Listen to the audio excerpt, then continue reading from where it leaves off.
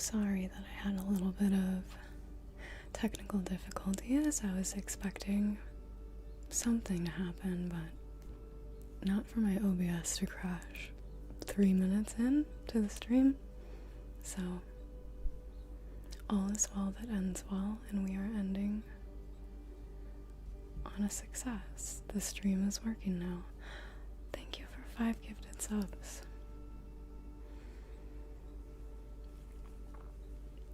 You can hear it. I'm a little shaky today. I'm feeling a little bit of anxiety just because I know that we're gonna have to talk about something today that I'm really not looking forward to sharing with you, because I wish it wasn't real. I wish it wasn't true, and I'm really sad, and I know you're gonna be sad too. So before we get to that, I'm gonna just break us in to the atmosphere. Alex is, either way, thank you so much for 5 gifted subs. Let's be sad together. That's exactly my plan. Nice hair, thank you. I've been trying to bring out my natural waves. Here is my progress so far. I've been enjoying my little curly hair journey. Oh man. Oh, today is a day. I've been trying and failing so many times, so many separate days worth of attempted progress to film, to get myself onto the live, and the resistance I've been feeling has been so palpable, so thick and so strong. It's taken me a lot to come back, to be here with you all,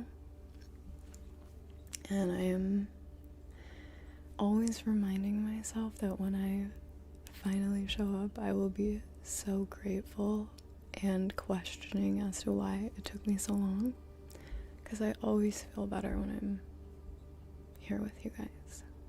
Always. It always brings me the sense of peace that I feel like I haven't had a grasp on. Speaking of peace, I hope you're doing well, peace. I hope everyone in the community has been well this past month, that we haven't really been connected, online at least. I'm always doing something, whatever it is, offline. But I hope you guys have been okay. Better than okay, if possible, but I'll take okay at the moment. I don't expect too much.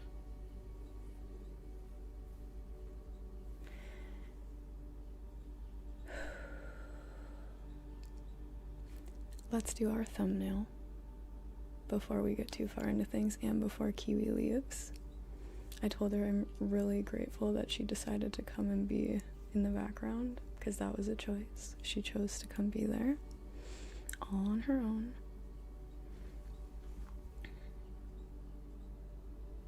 Here, let me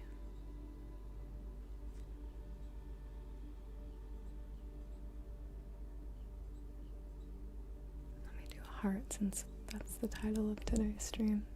I couldn't think of anything. I felt like love is always a good answer.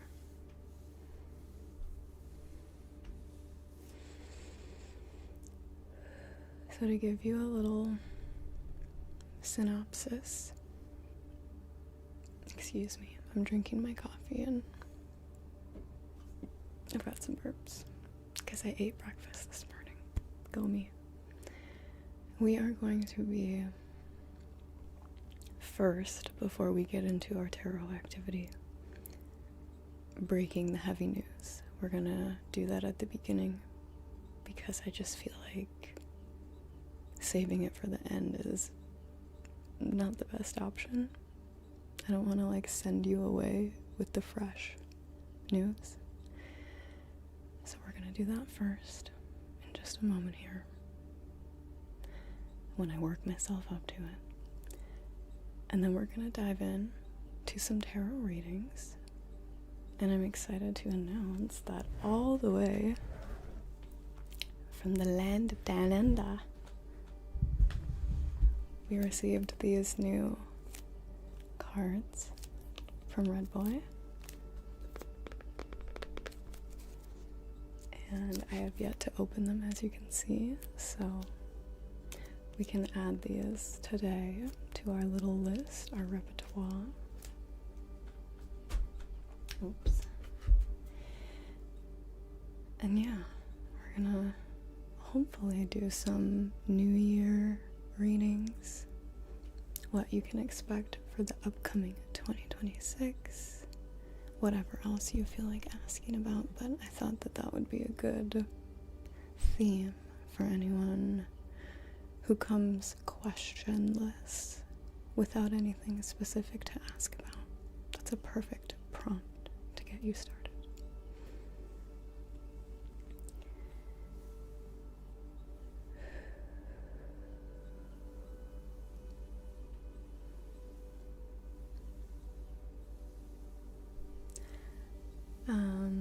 I don't look at my viewer count anymore because it just helps me to like not care and stay present during the stream.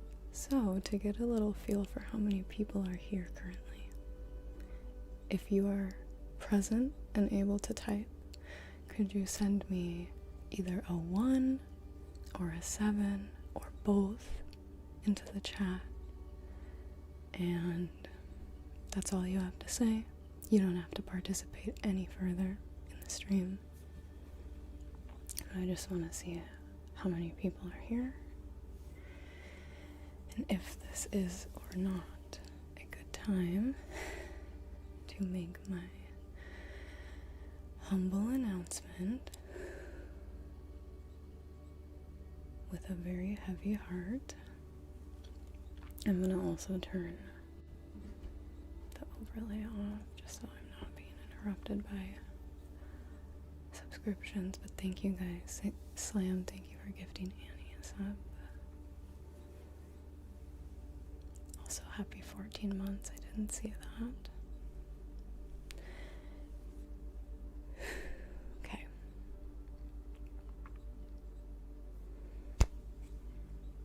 We're gonna hold hands while we talk about this, because I need that,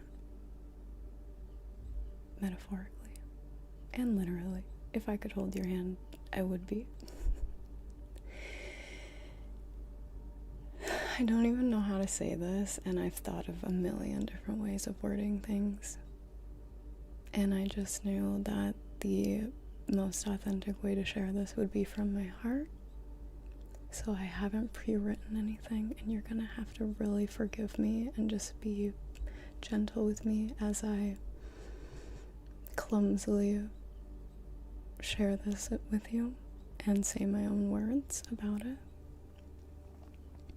And I'm gonna try really hard not to cry because I've already had time to process this, and I specifically was trying to wait long enough for me to not get emotional, but I probably will, because it's incredibly sad.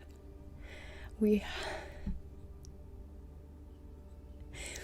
have unfortunately, I can't even bring myself to say it, we have lost a member of our community, a very important member of our community, who was so present with not only me but everyone here. Such a kind soul, such a sweet, sweet person. You may all know him as Neverwell or Rob. Rob has unfortunately passed away, and this has been confirmed by multiple sources.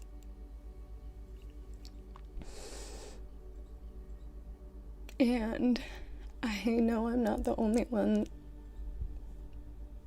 who will feel the absence forever.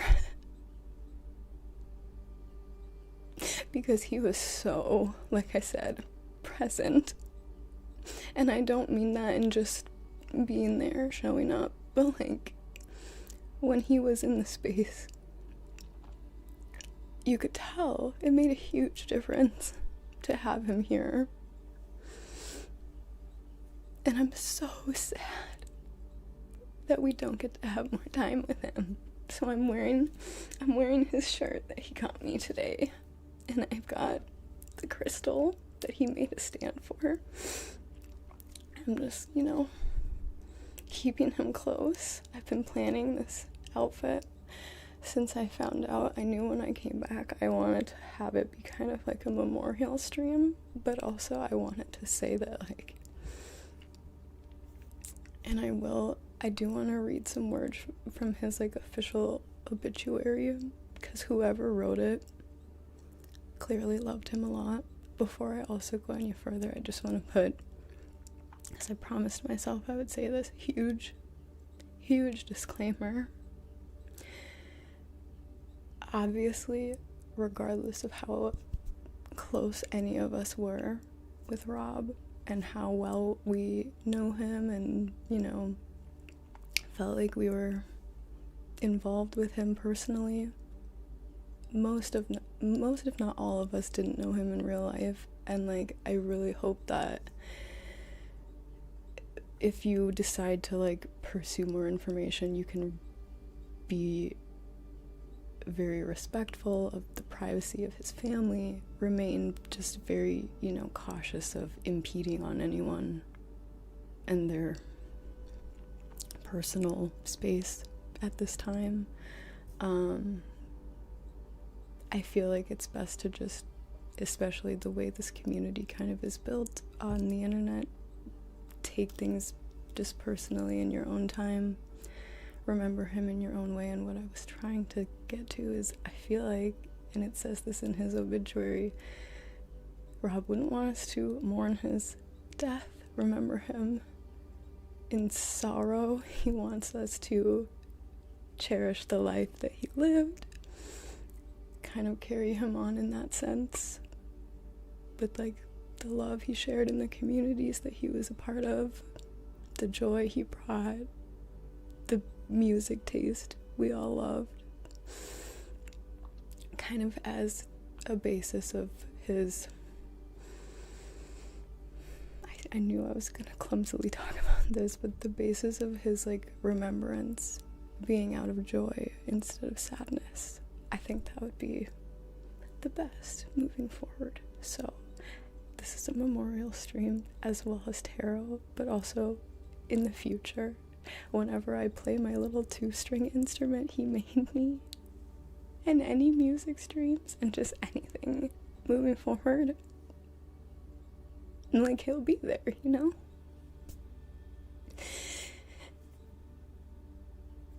It's so sad.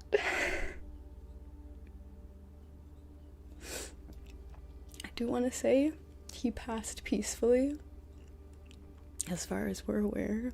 He died of a brain aneurysm, so it was natural causes, and it seems like he wouldn't have suffered, as far as we're aware. So just incredibly sad, and we will all miss him.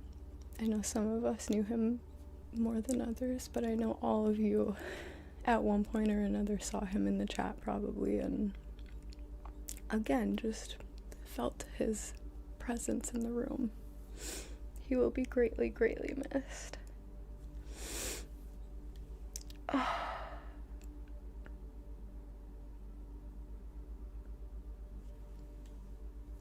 It's really sad. I've known for like a week and I haven't, like, every time I think about it, it feels like the first time that I found out, so take some time to process.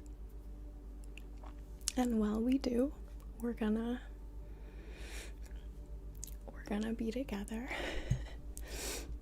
We're gonna be friends together, and hold each other's hands in our remembrance of Rob. I'm gonna really quickly, before we move on, pull up his obituary. I'm gonna make sure I'm not sharing my screen.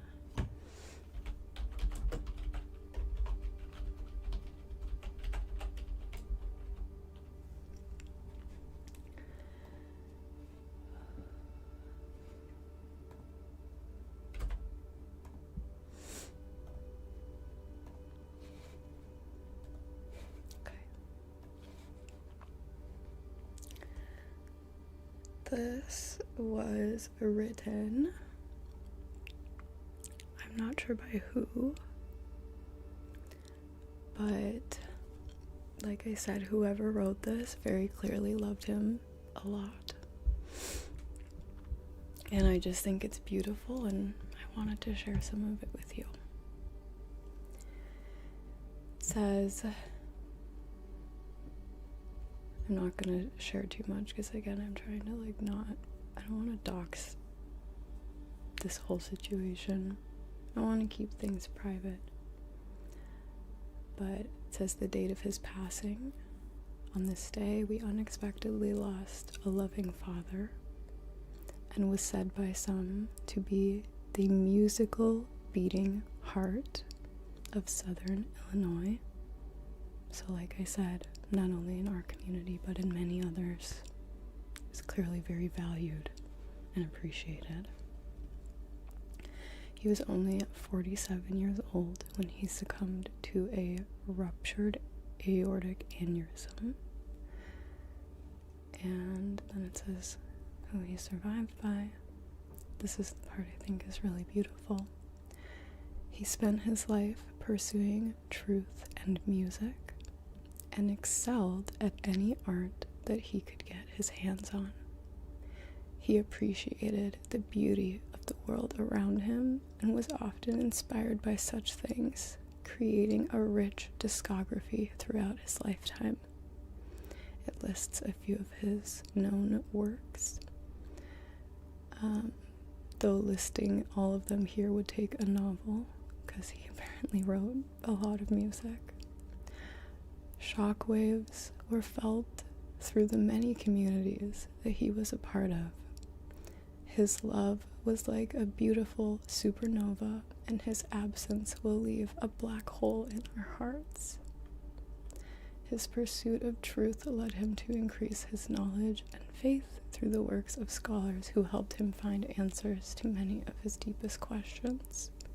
His favorite was Dr. Michael S. Heiser, Heiser, in case you want to read it.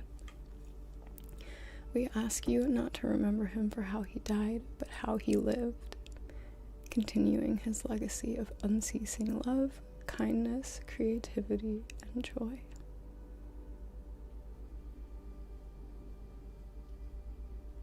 I thought that was really sweet. And we will do just that. We will remember him through his legacy. May he rest in the most peace that anyone could ever rest with. He deserves it so much.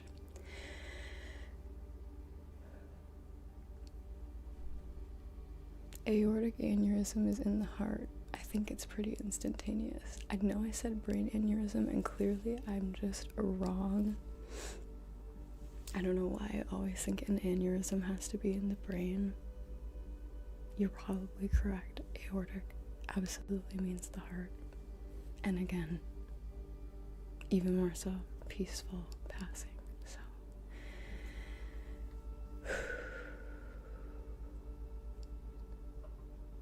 we're gonna leave it at that for now, because I'll just keep sitting here and whimpering. Oh, I don't know if that helps or if that just makes me more sad, but that's very sweet.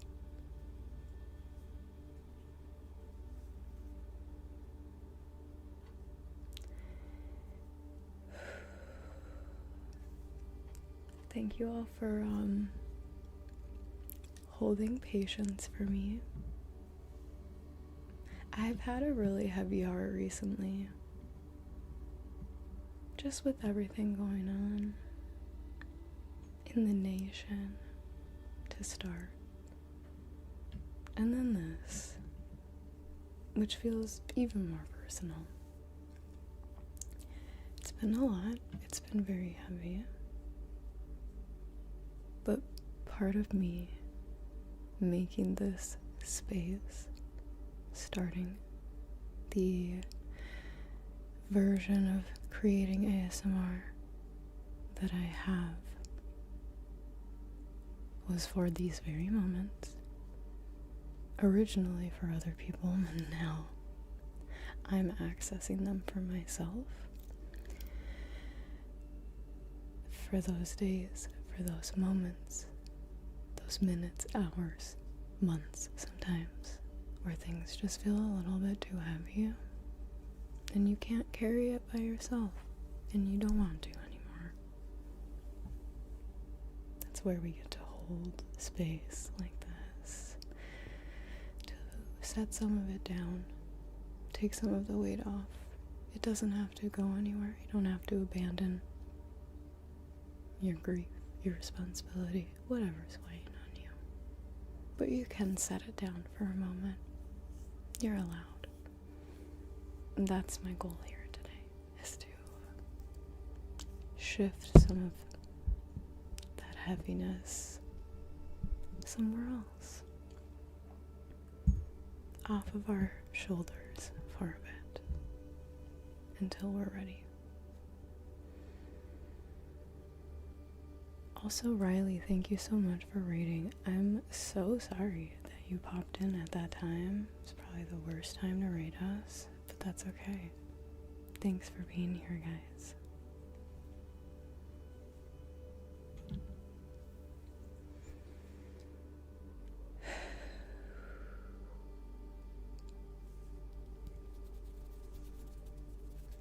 Let's get into some tarot readings.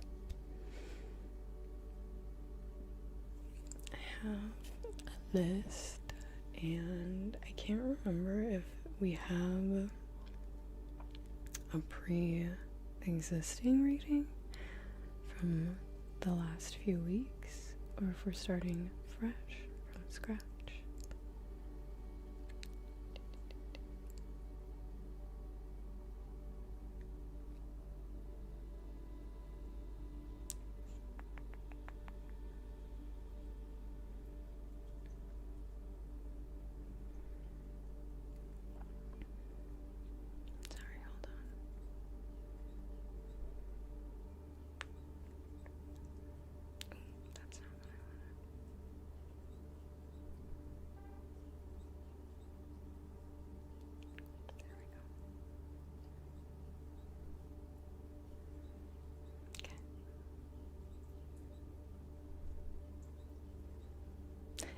Any of the people, gotcha, if you hear from any of the pending readings from before, just let me know. I will turn this back on. Oh. Kiwi is fluffing her fluff.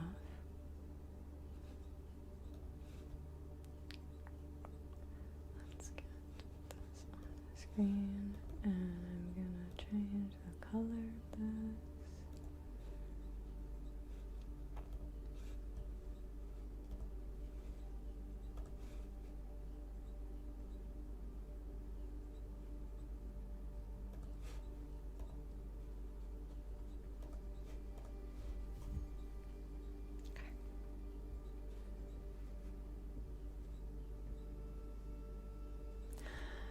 Posted this on YouTube, but we'll post it on here too. Will you consider sharing some of his work / compositions in the future? Might be a nice way to remember him. Absolutely.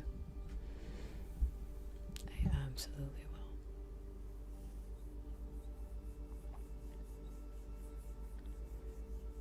I will definitely be sharing more to come in the future. can we do anything as a community, like a memorial stream to benefit his family and daughter? It said something about donations going to the foundation of the guy that was inspiring him. Heisner? Michael Heisner, I think. This is where I need to like get more deeply in touch with some of his friends and family, which is obviously taking me some time to like get their contact information, because you have to remember, as much as we knew Rob, I don't know how much people else in Rob's life knew of us, and I just want to be really, really respectful of how much we push and how like much we try to be involved, because I'm sure this is a very sensitive time for them, especially right now. So I'm just trying to be a little cautious, but I do absolutely want to do what we can, you know?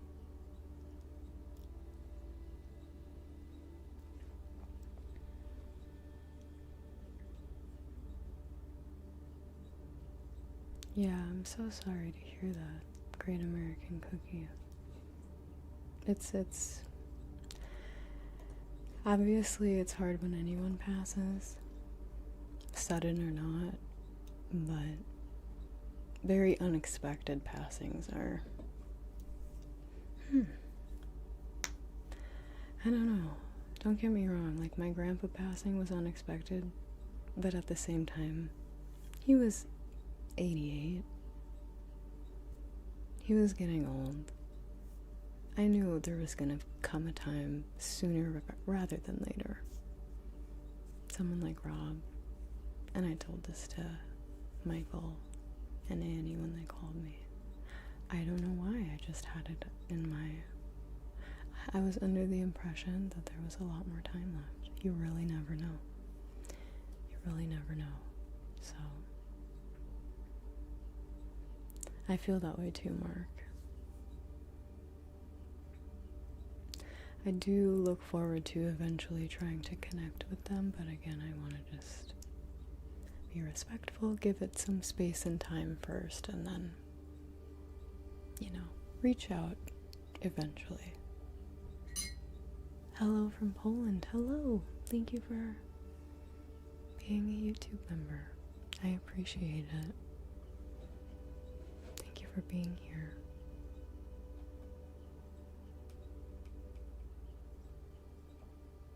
Yeah, I think so too.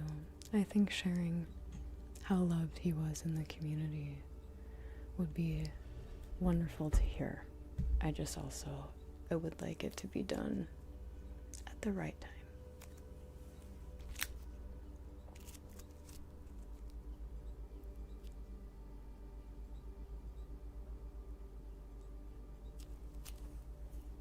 We're gonna go ahead and open these, because I'm just really curious.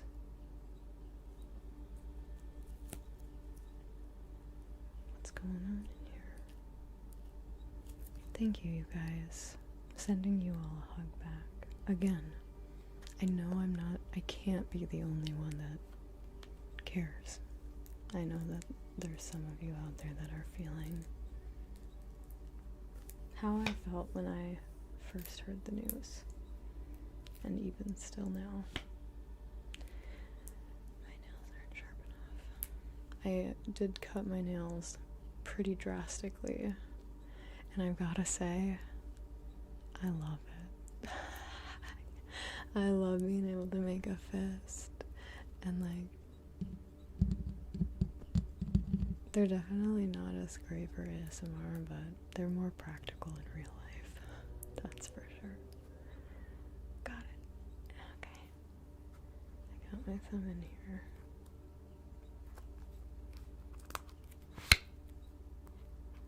Let's try and get this.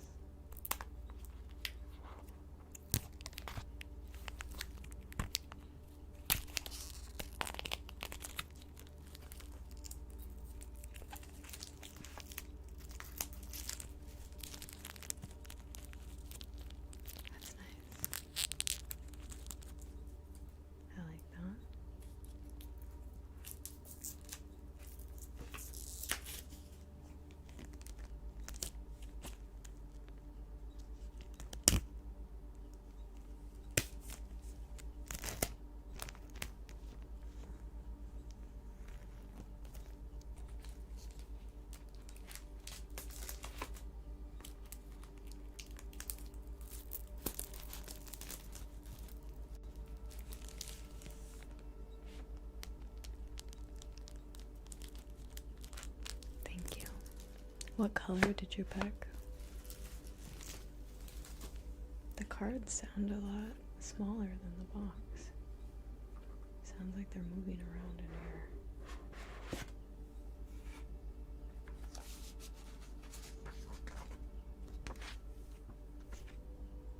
I don't know why I thought this was gonna have a message or something.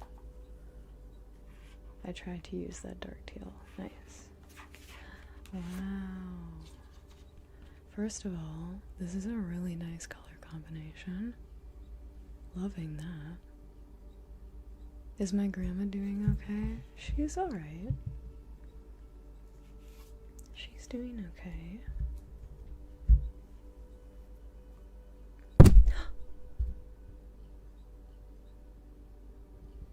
Let me not multitask. Let me just do one thing at a time. Oh my god.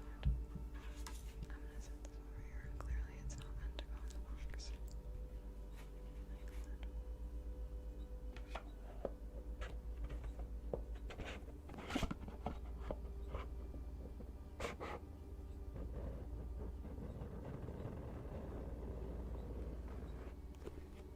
I do have slippery hands. It's because I'm anxious. I'm trying to continue to take my nice deep breaths.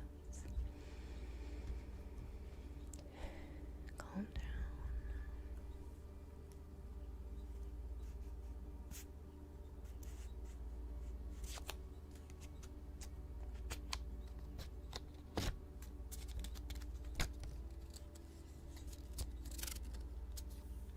So nice. So many nice paper sounds. Here is our beautiful cards. Look at how pretty. Wow.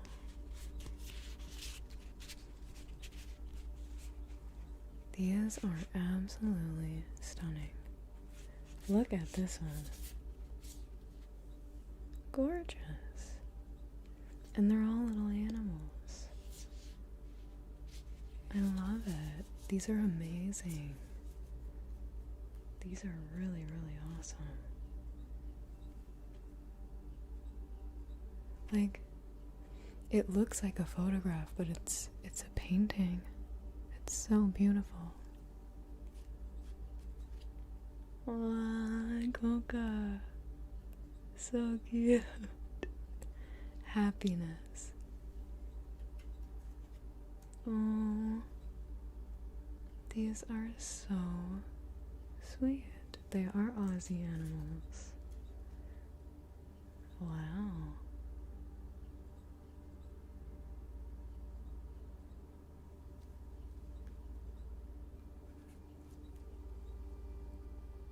What beautiful artwork. I don't know if they're handmade. You're gonna have to ask Red Boy.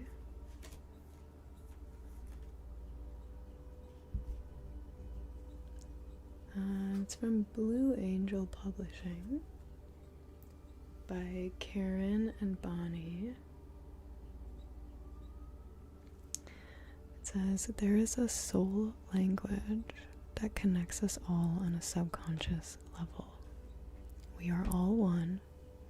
And this language of souls is a divine gift that allows the animals to reveal their sacred wisdom to you. Nothing is a coincidence. I'm like, how did I just tip myself? Are you on my account, Michael? What the heck? It's like, excuse me?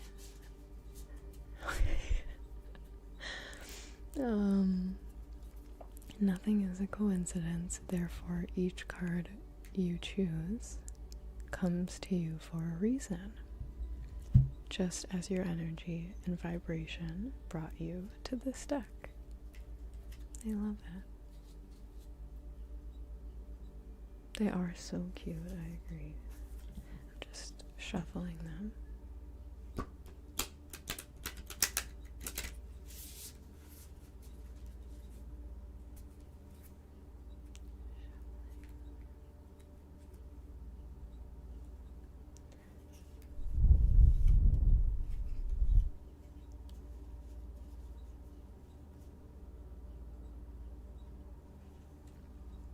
If I could build myself a custom desk setup, I would have little pull-out trays for like each one of the card decks, so that I could just pull out the deck I wanted, set the cards on it, put them back in, slide the drawer in. Different deck. It'd be so nice. And I would have a built-in desktop automatic shuffler, so the cards could be shuffled while I was doing something else.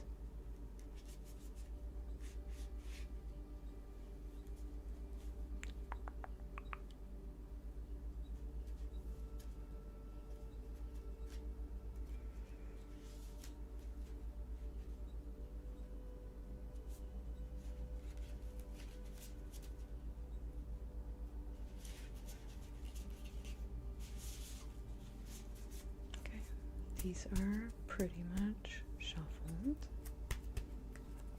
so I will keep those ready to go, and we will start with Slam's reading. Oh, my foot is a little bit asleep. Oh.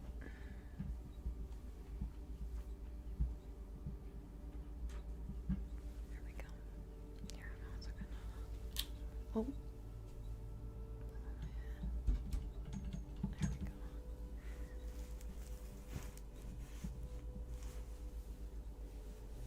There we go. That's better.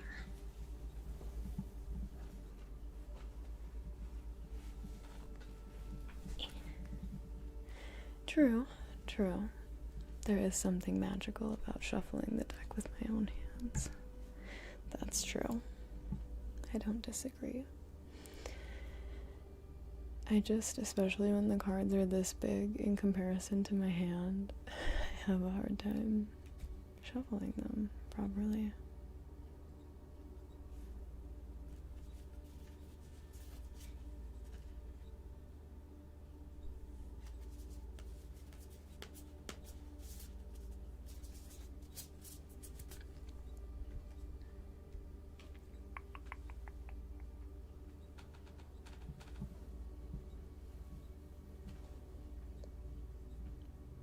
That's so sweet. I do want to add, before I forget to say it at all, we are going to make another announcement about Rob's passing in the Discord, just for anyone who wasn't able to catch the stream or who just doesn't really watch them. In the channel that we will be doing the announcement in, and now that I'm thinking about it, maybe we should just make a new channel for like memorial messages. I don't know, the tribute wall or something. That could be nice, but I wanted to create a place where you guys could write some last words, kind of like Spirit just did. Just anything that you would like to say. You can obviously just say it to the sky, but in case you wanted to write it for everyone else to read. Read what you loved about Rob, what you appreciated about him. We will have a channel for that after the stream. And I would encourage you to write some nice words. I really do think it would help all of us feel just like this much better about it. To see everyone's kind thoughts, loving words. Back to Slam. Let me refresh to see the question. It says, there's a train going by. Hey, thank you, Adria. Wow. Let me turn you down. That's really loud. So Slam said, In light of the news of Rob's passing, I will make this reading about him. Rob has been a good friend to me and all of us in this community, and hearing this news has shattered my heart. I may not have known him in person, but I grew attached to him as a friend. Is it natural for us humans to grow attached to someone who could be on the other side of the coast or world, to the point where their passing truly affects us? If that's your question, I'll just go ahead and answer it for you. Yes, absolutely. I feel very much affected.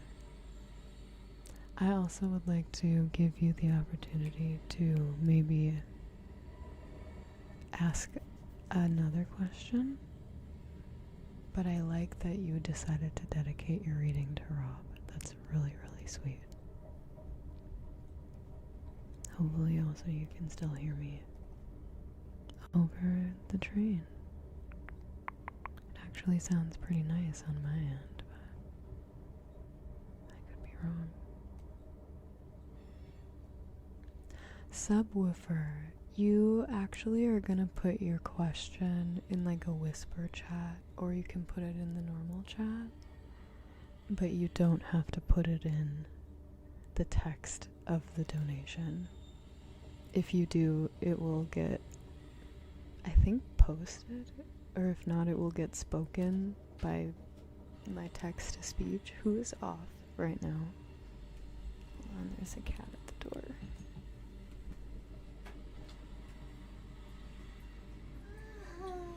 Did you bring your toy? Oh. It's Vivi. She brought her little toy. Come here. Can I show them what your toy is? This is my cat's absolute favorite thing to play with.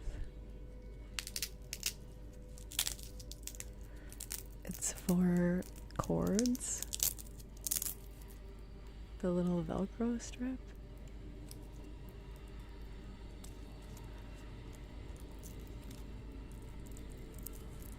That train is crazy. Oh my goodness.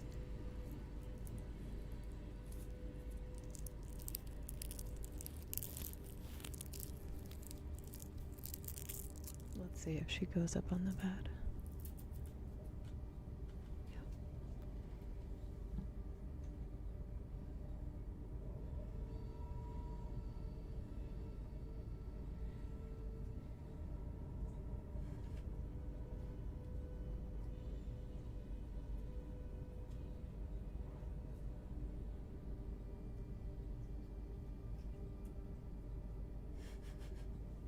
It's stuck on the blanket.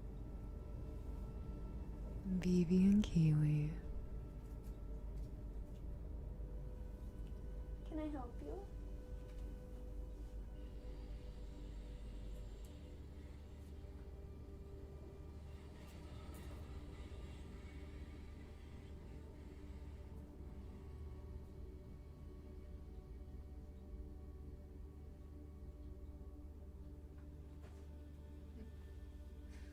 She loves it so much. Shut this. She likes to carry it in her mouth, and then she'll run in with the toy. It's so cute.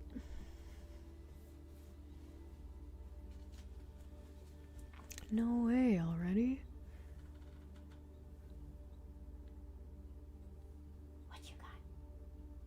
Where's your toy? Oh my gosh. She keeps getting it stuck on the blanket. It's so funny. I keep trying to push this piece of hair back, and then it just comes back in my face. Slam. Let's shift your question a little bit to something else.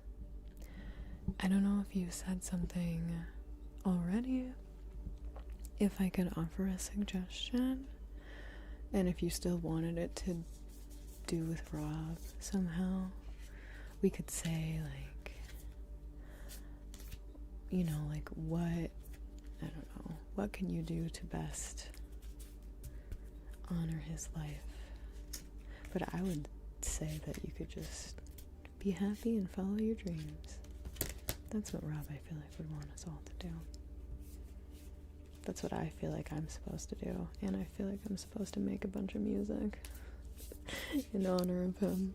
I feel like I'm supposed to play instruments on Mondays. I think there's supposed to be a Monday music stream. Don't you guys think?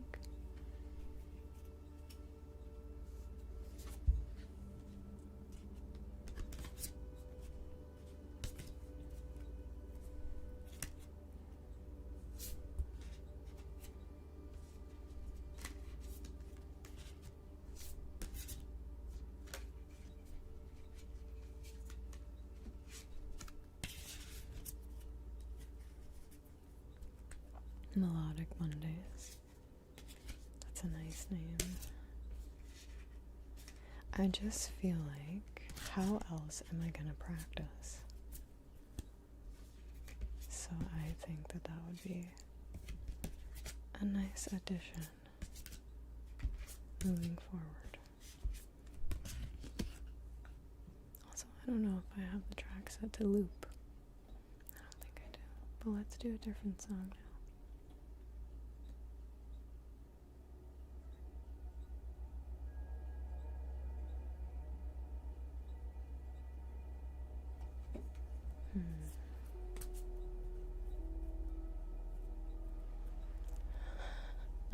Oh no. I'm glad that you caught your mistake, but I would have absolutely eaten your food for you.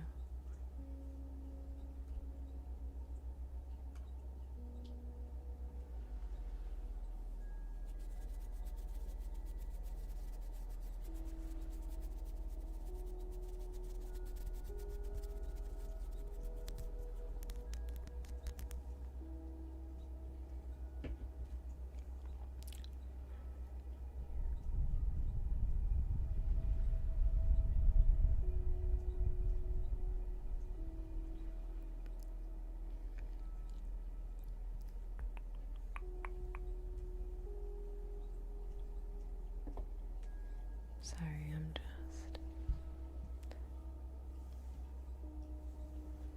we have 2 kitties now. I'm just checking my sources to see if there's any update on Slam. Slam, where did you go? There you are. Thank you, Temple. That's very sweet. I'm sure everyone really appreciates it. I just want to say, and I know I feel like this in other communities that I'm a part of at times, especially as the creator gets a bit bigger and there's more people in the chat. I hope it's very obvious. Oh, that's so sweet. Thank you, Subwoofer. You didn't have to do that.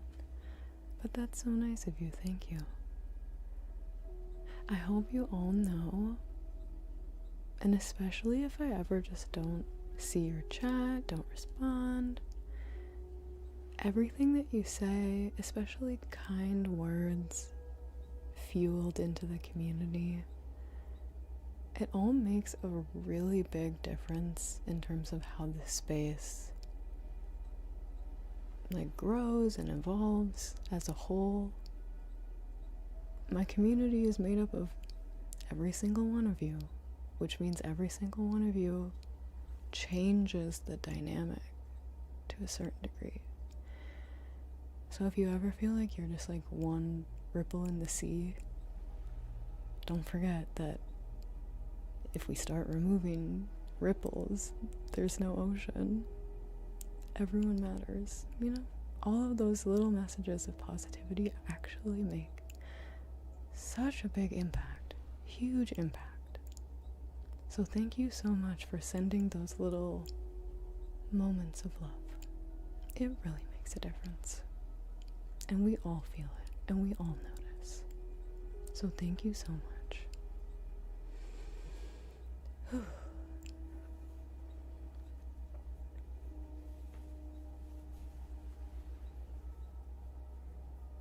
I am live. This is live, not pre-recorded. Believe it or not. Believe it.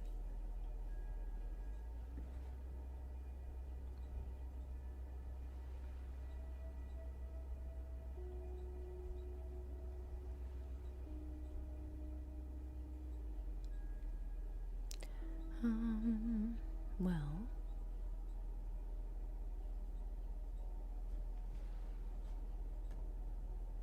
am I waiting on nothing? Did Slam already say his additional question? Let me look. Oh, I can't see. I like the suggestion you made to the question. Okay. Was there, let me look. Did he have a deck of choice? Oh, the deck of choice is a deck of choice. So I get to choose. I don't know, have another question to add to it. Okay.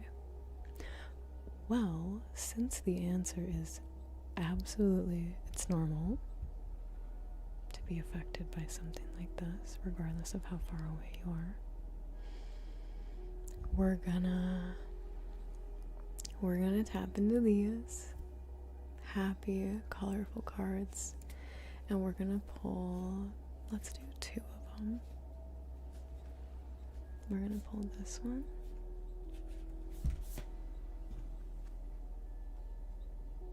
Listen, cockatiel. And we're gonna pull this one. Expression. Gala. Look at how cute they are together. So we have listen and expression. Let's see what those have to say. This is Rob's message for you. He's up there like, no, I did not say that.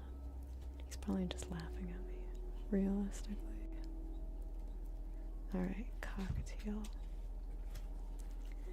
Listen.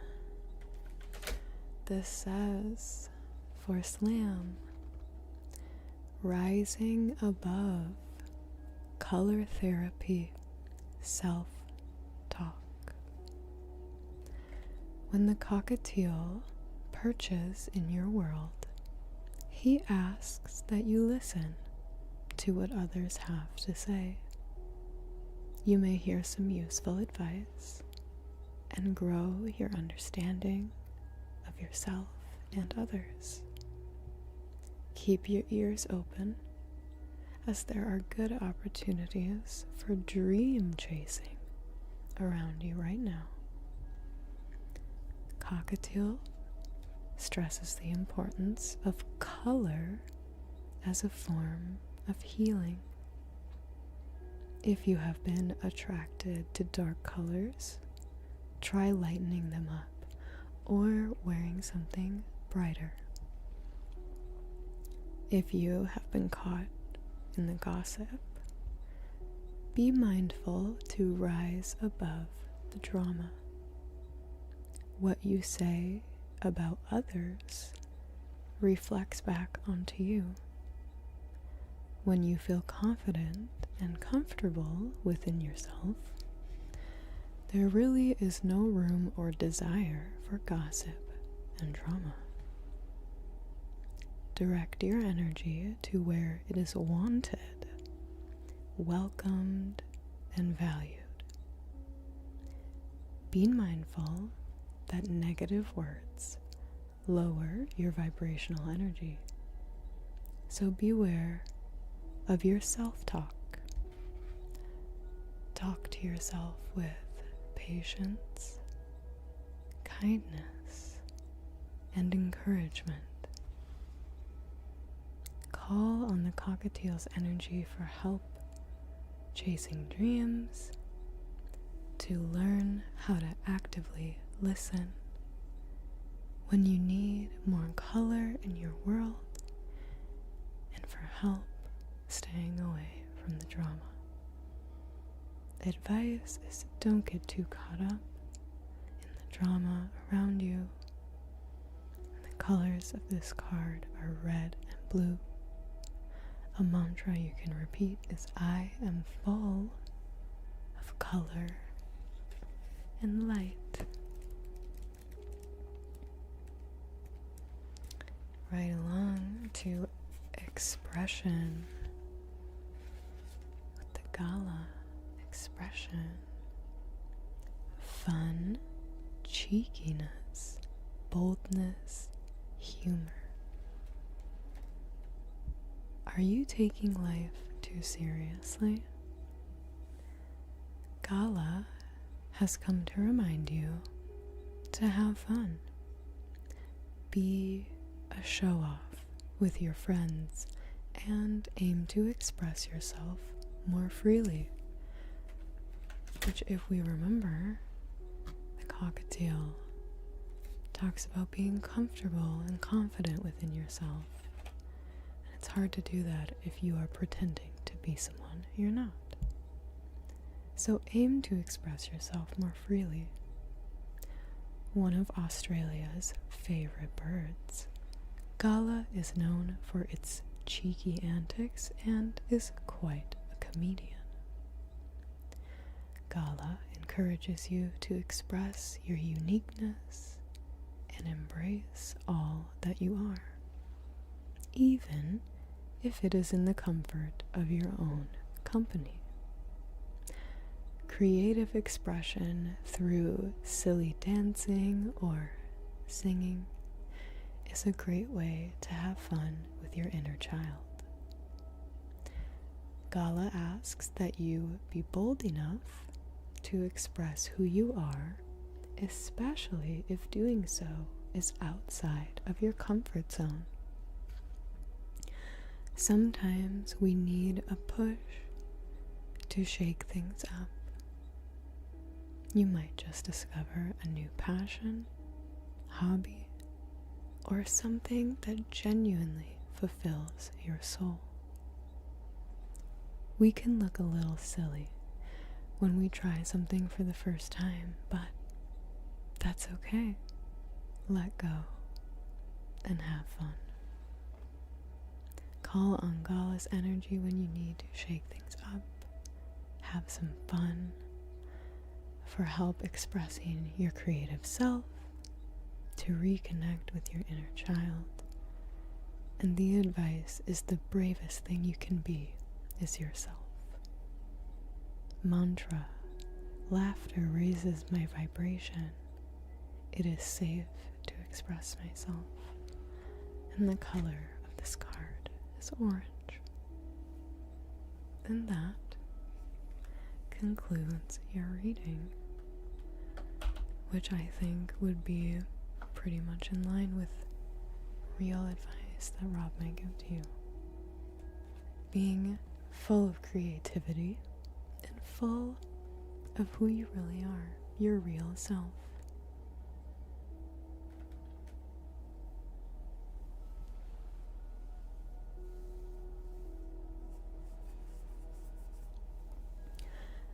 Mario, thank you. We will get you added to the list.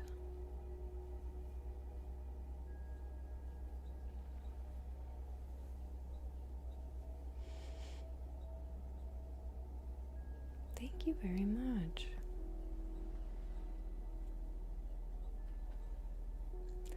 I really, really like these cards a lot.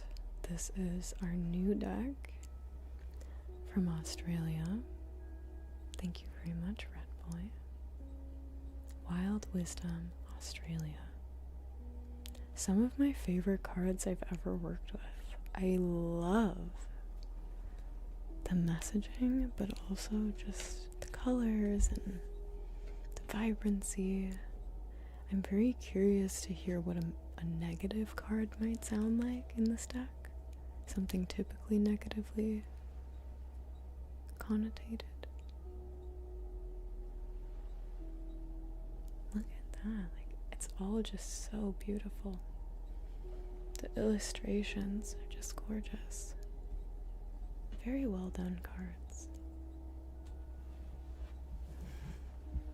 You read it as Australia. I love that. I mean, it is, right? Technically. Australia. Australia. Sounds like Cherie. We are moving forward to a general reading, I believe. And it is for Palladeer7 on YouTube. Are you still here? Palladeer7. Have a general reading for the year with a deck of choice. And then after that we have the Great American Cookie and then Mario.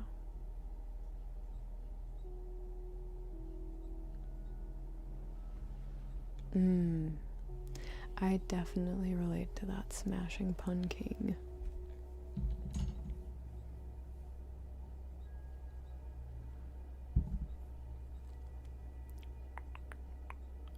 Well, we will give a couple moments for Palladeer.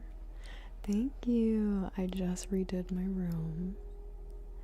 It's definitely gonna stay this way for a little while.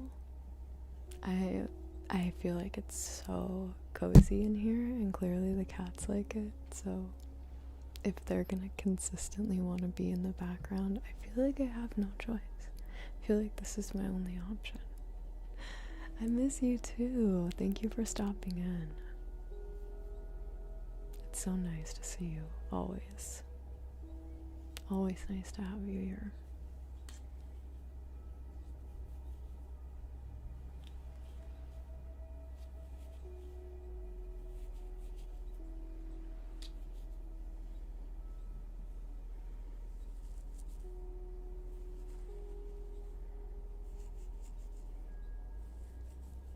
There we go. I never scrunched out the gel cast that I got.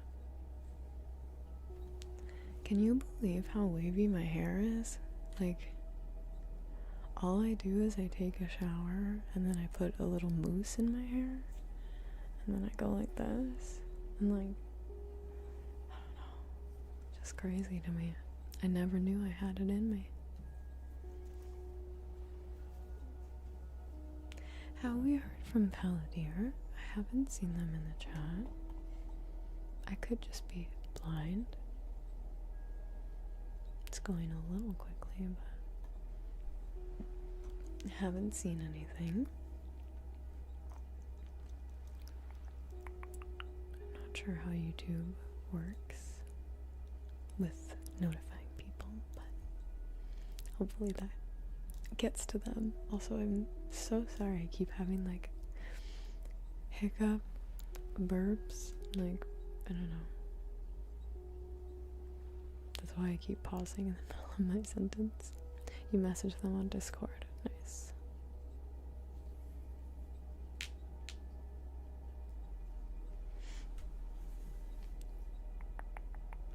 Well, in the meantime, while we wait, I'll give it like 10 more seconds.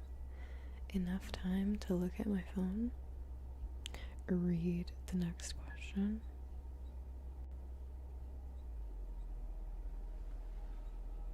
I can't wait to do that one. Oh, you're here. Okay, perfect. I had to put a little pressure on it. So, we're doing a general reading for the year. We're doing deck of choice, which means you know I'm gonna go with my standard hander-dandered as in handy dandy, if that wasn't obvious. The original OG karma cards, looking a little beat up these days, but working just the same. They're seasoned, they're broken in. How do the cats feel about the blankets? They love this fuzzy one. I got it in Hawaii, actually, a long, long time ago. Happy Valentine's. Thank you. A little bit early, but I appreciate it.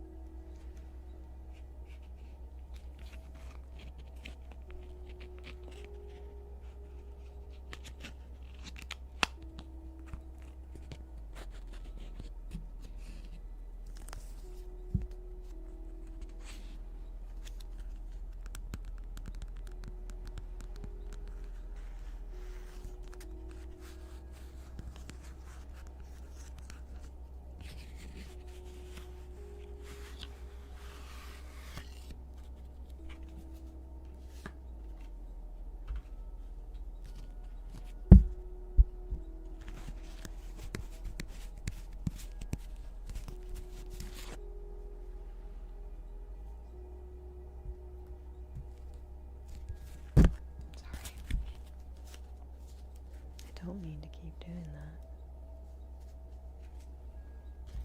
I keep bonking you.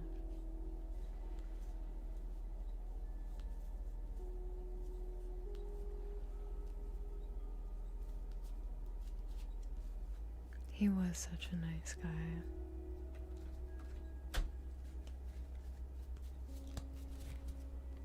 Alright, Palantir, I am preparing your cards and have the first deck here. You are going to be picking 3 separate cards, one from each little deck that I have here. Risa, hello, welcome in, readers. Thank you. Can we get a shout out for Risa? Welcome in, you guys.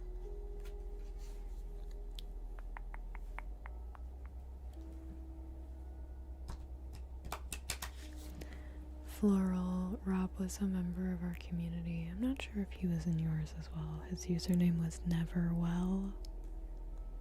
W-E-L-L, Neverwell. But he passed away last month.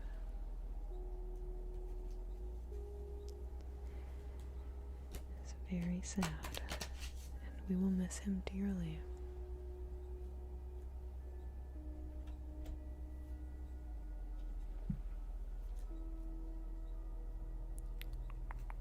True, RR Galaxy 19 on Twitch. That's true.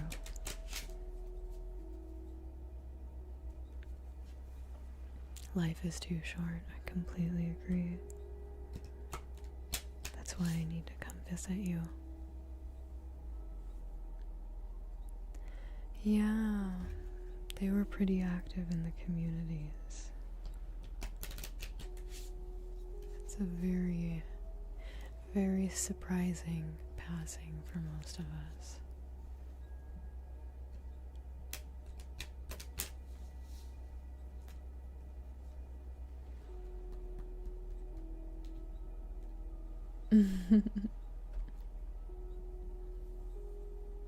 That's funny, Mario. Goodness, I keep bonking you. Thank you, Slam, that's so sweet.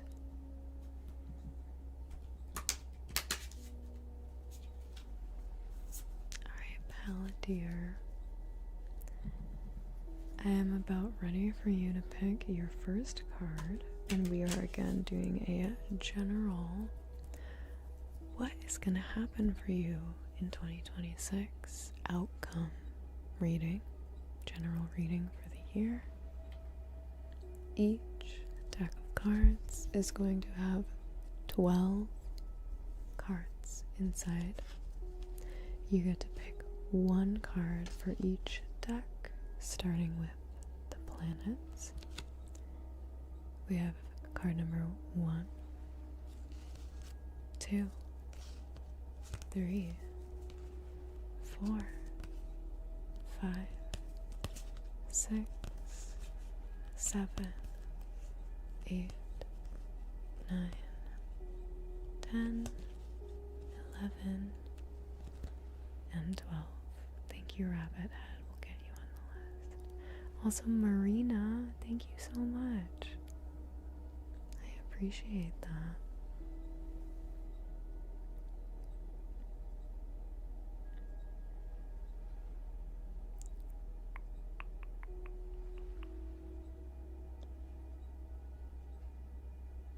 Also, this is a reading for Palladeer, just a reminder. Hello, Lemon Salute. How are you?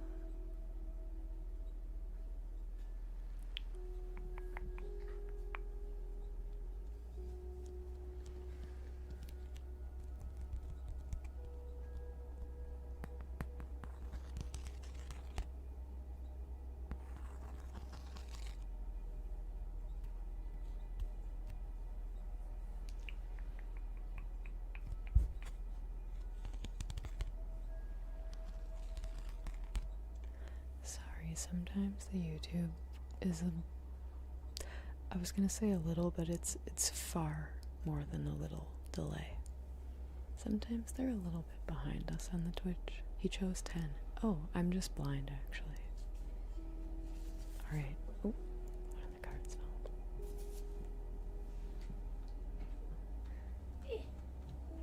It almost went under the bed. That's so rude. Here's another train. Let me turn you down while I shuffle.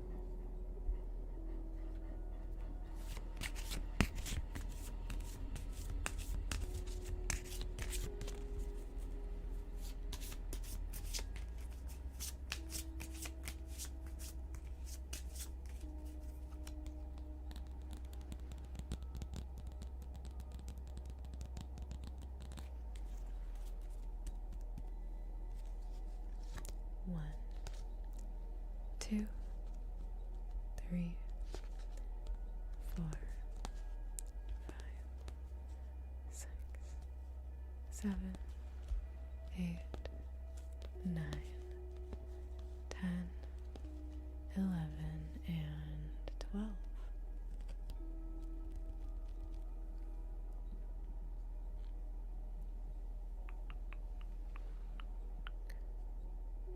Number 2. That was a really fast answer, and now I feel silly for thinking you took so long last time. You clearly were quick with it. Quick.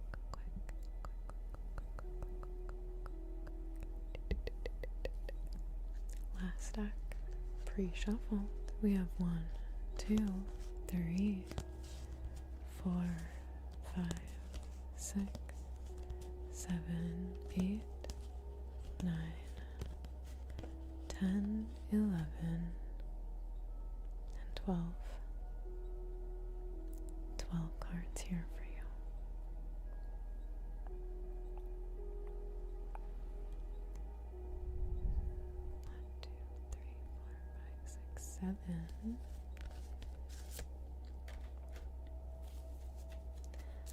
Lovely. Flawless execution, phenomenal choices. You are going to receive exactly what you need to hear.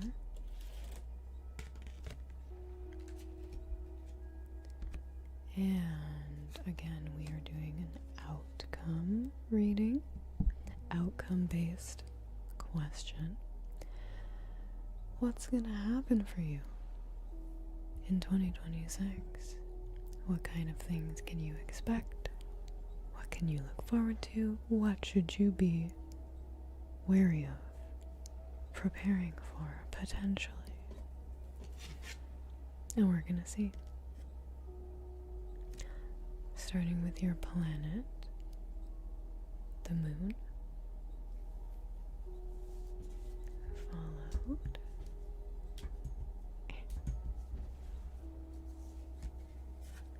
by your sign, Cancer, and your house, which is the 6th house. All three go hand in hand to give us 3 separate sentences. The S stands for spiritual, M stands for mental, P stands for physical.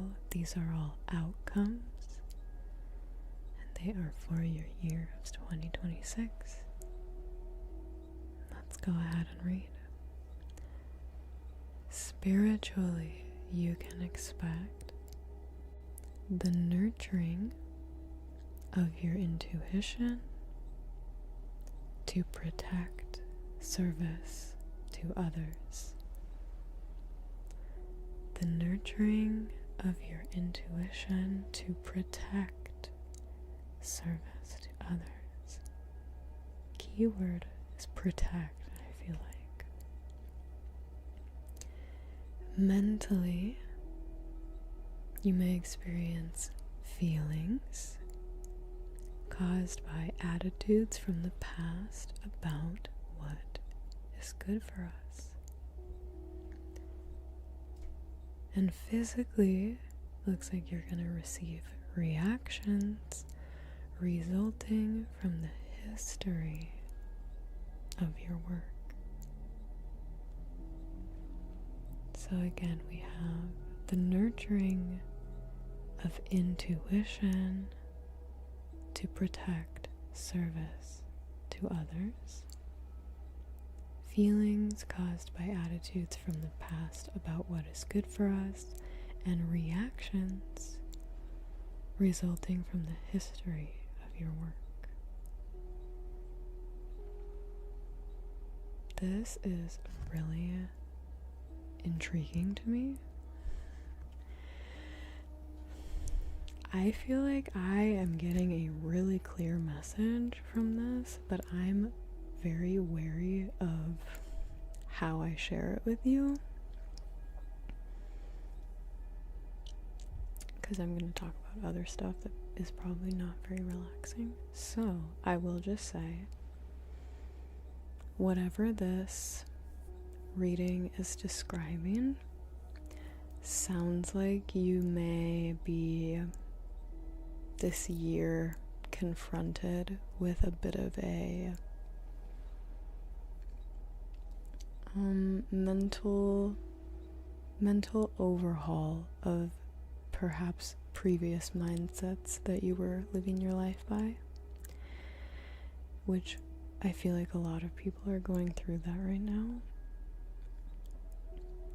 Everything that's here is very, in my opinion, very wholly pointing towards you being focused on maybe less of your own personal path and more of the communal path of us as a collective humanity, which is very different.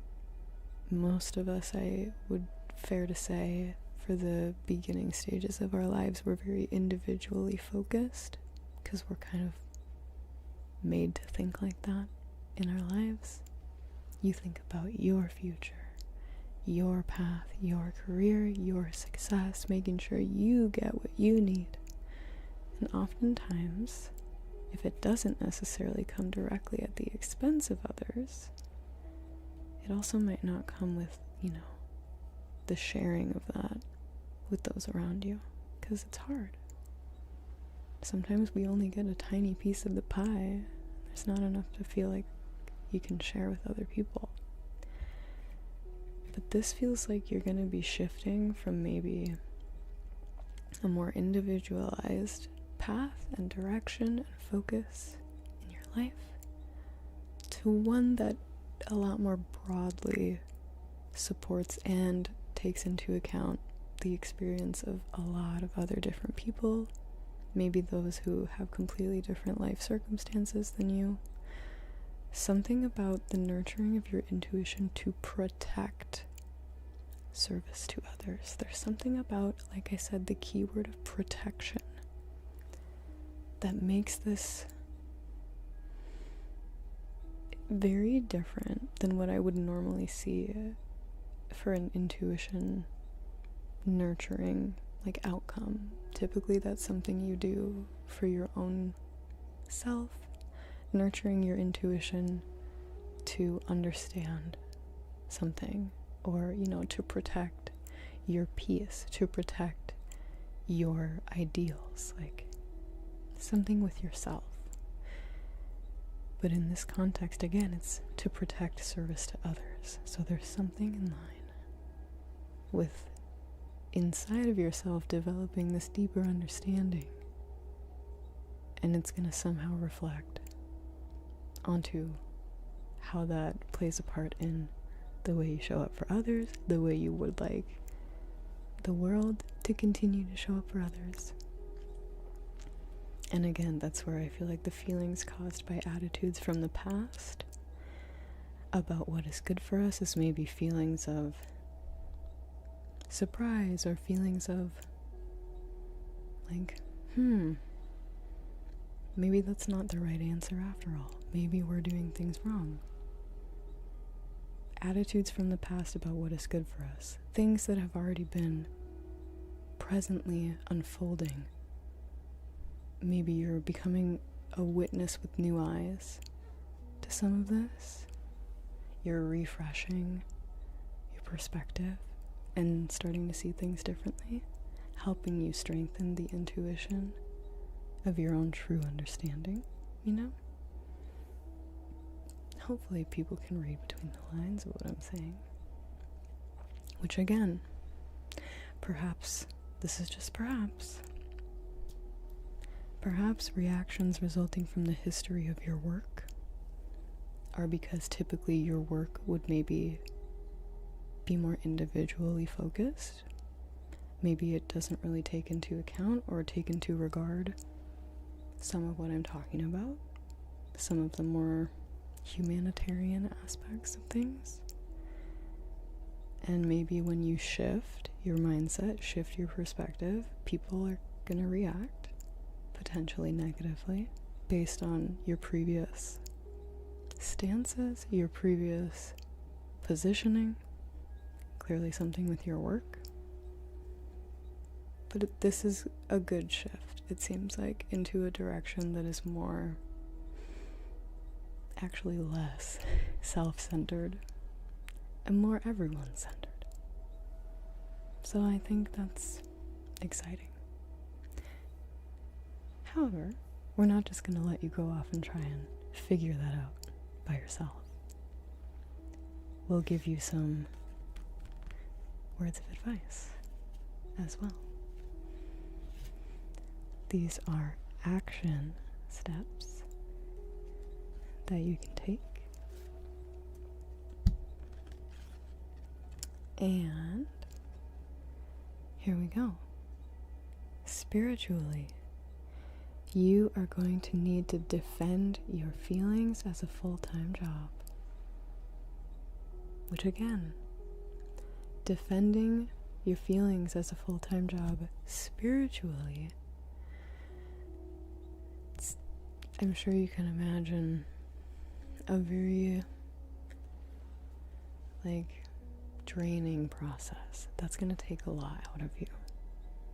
Which is where, again, you're going to need to strengthen your own personal intuition, your own sense of center as to what you believe, what you know is correct, what you know is right, morally.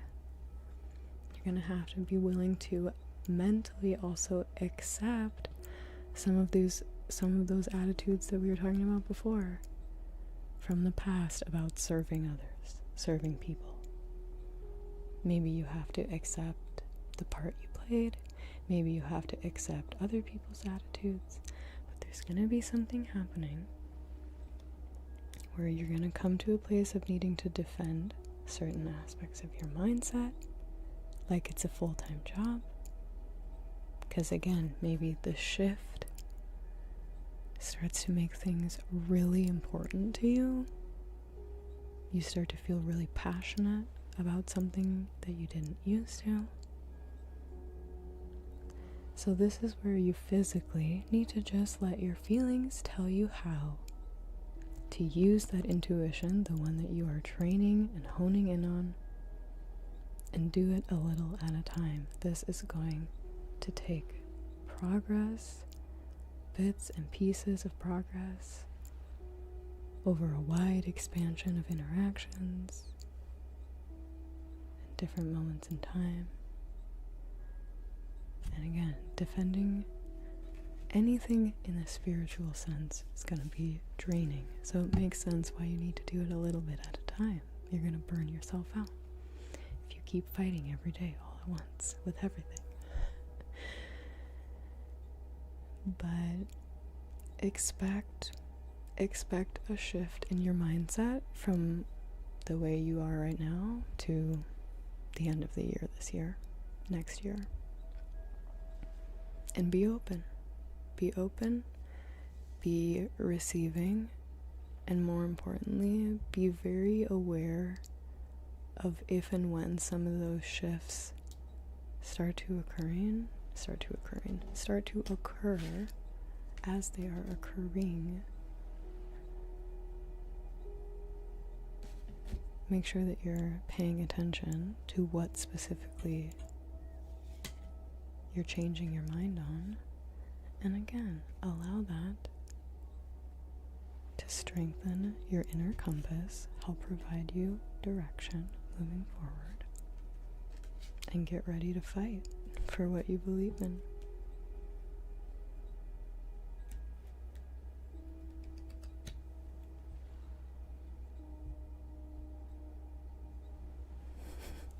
I actually ate chicken nuggets today. That's funny you bring those up. Creep Bang, thank you for the sub on YouTube. They might not even be watching the stream. Sometimes I get mixed up and I think that it's the same as a Twitch sub, but it's like a follow.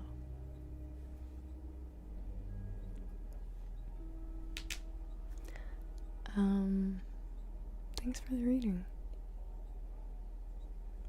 I'm curious how you feel, but I'll let you save your thoughts for either a personal DM, or if you would like to throw them in the Discord ever, you're more than welcome to do that. Yes, Kiwi and Vivi are here. Oh, Vivi looks so cute.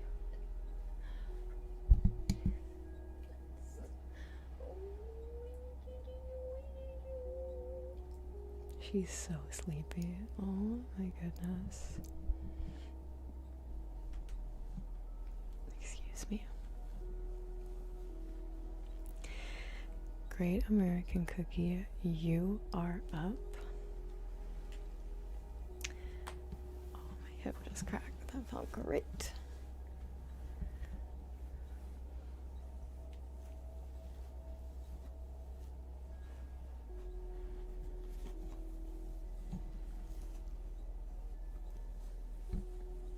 You are welcome. Thank you for being here to relax with us.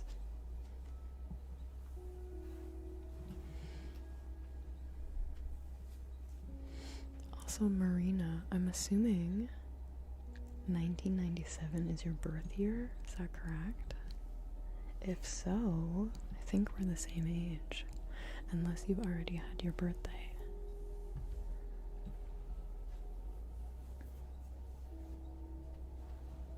I think that is so fun.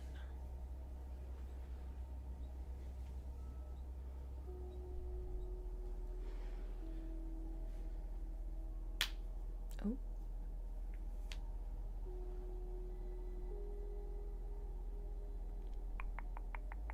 Mine's in August. Cool. Mine is in September.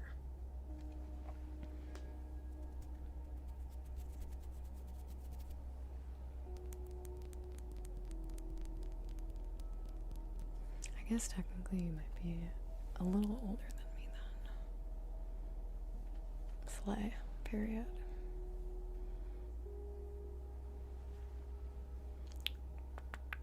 So, American Cookie is doing a reading about a new love interest. He's been talking to a special lady for a few months. Thinks she might be the one.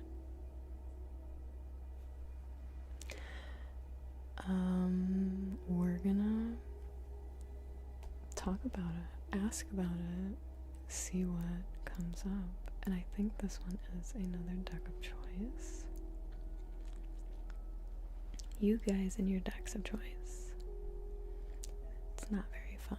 I like when you guys choose the decks. $100 Facebook Marketplace scam. You got scammed on Facebook Marketplace? What?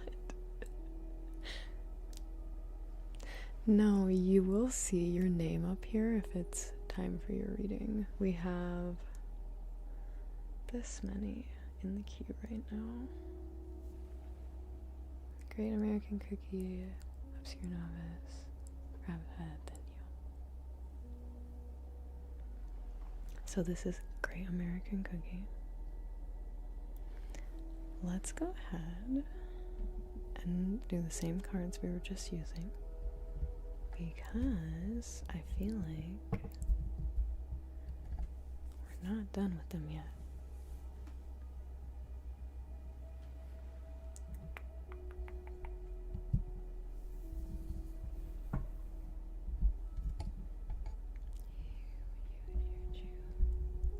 Do I sound like I'm from Australia? Are there Australians out there that don't have a heavy accent? I can't even do it. I'm not even gonna try.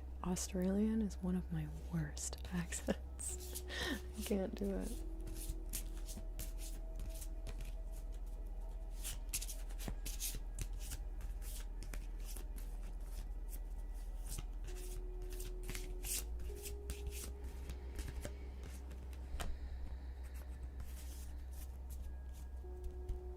More like Australia.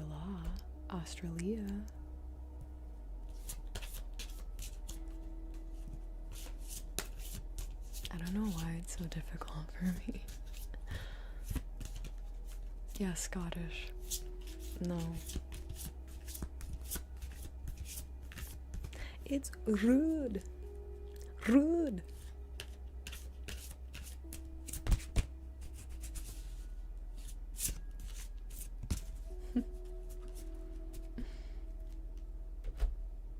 What are you looking at? I love the little kids. Scottish little kids. What are you looking at? You looking at me? That one's not great. I need to just like watch only Scottish things. Only Scottish content. Very thick accents. I've heard many people get better at Australian by watching TV shows, Australian TV shows. Like, what is the Australian, like, reality love show?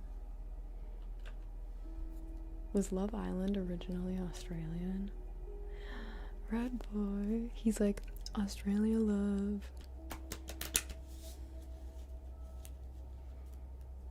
I had no idea the history of Australia, to be honest, until recently.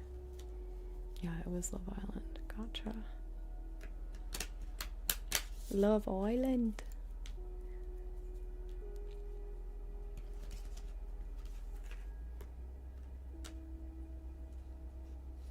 Big dub, so true. One of my coworkers' brothers went on that show. Really? Which one? Which season? Thank you. I'm so glad to hear that. Thank you so much for watching.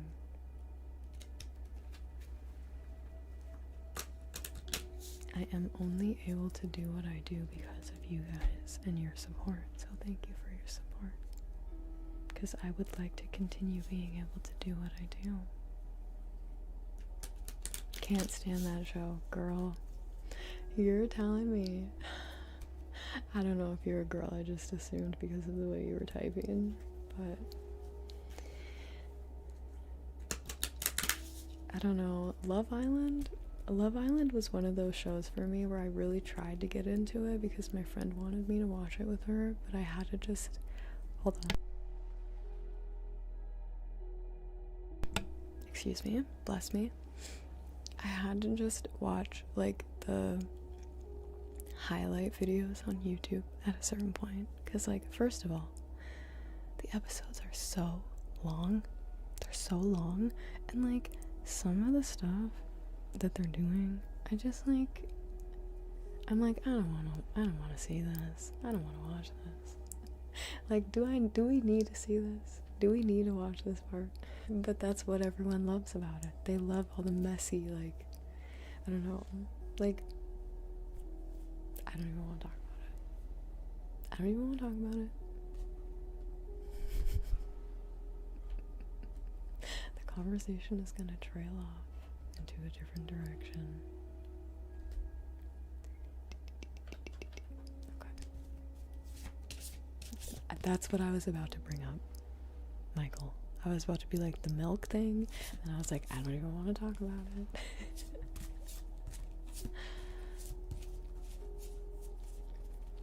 Alright, Great American Cookie, are you ready to choose your cards? I also want to pull something from here. I don't know why, but I just feel like this one also needs to be in play. So we're gonna do outcome, just like very basic. What does the future hold for us? What is the future for both of us? And then we'll pull 1 or 2 cards from the rose pocket just for fun.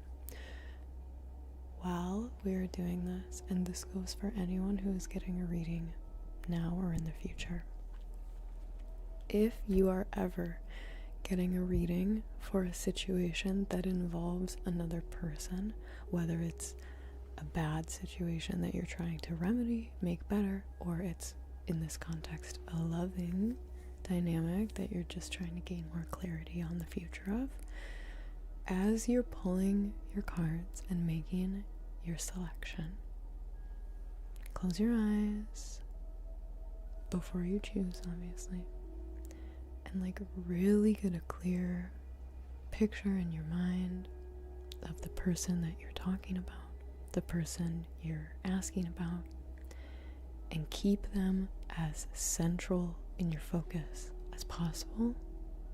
You will get the more accurate answers this way, and also, I don't know, it just helps. It just helps when you're very intentional about that. And I always say it. So as we pull these cards, as we find the answers for you, think about the girl. Think about how it feels to be together with her. Just think about everything and make sure that her energy is like equally involved in this reading. And that way it'll be the most accurate outcome for both of you and not just on your behalf, you know?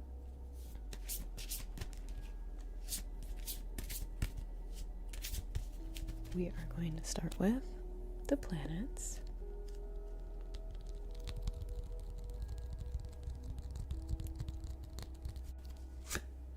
Card number 1, 2, 3, 4,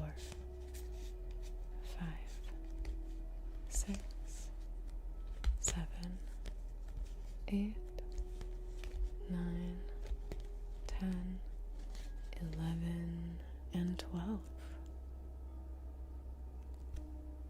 12 cards here. This fan is pretty straight instead of like a curve, but it's fine.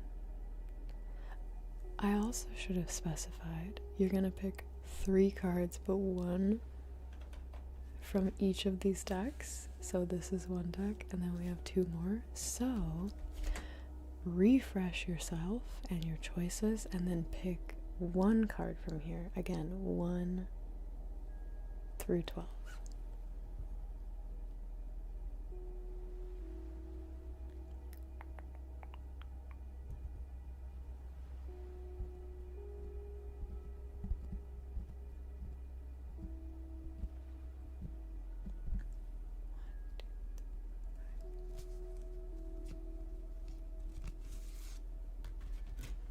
What are you guys talking about with Jupiter? I'm like, how did you guys know Jupiter is the first card, you weirdos? What are you guys talking about, Jupiter? You're going there to get more stupider?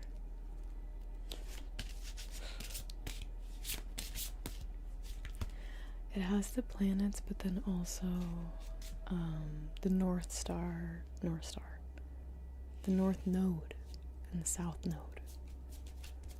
And it counts Pluto. I love it for that. I love this deck because it counts Pluto as a planet. I think Pluto's a planet. The fact that it got, like, demoted to dwarf, I don't think that's right. I just don't think that's right. Sue me. Sue me, I just don't think that's right.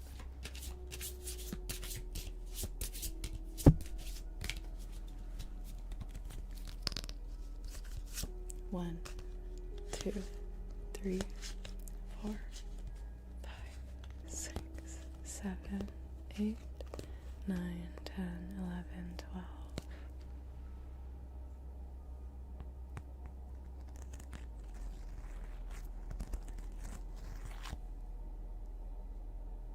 One, 2, 3, 4, 5, 6, 7. Okay. So interesting.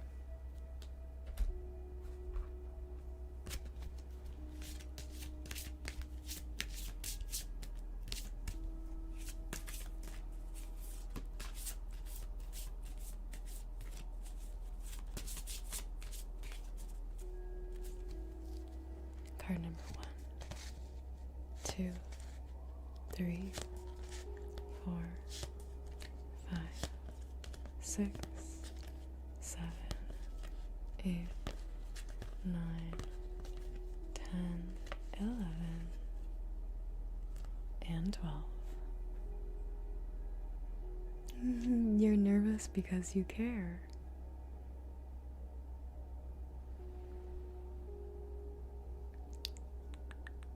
Number 2. Alright.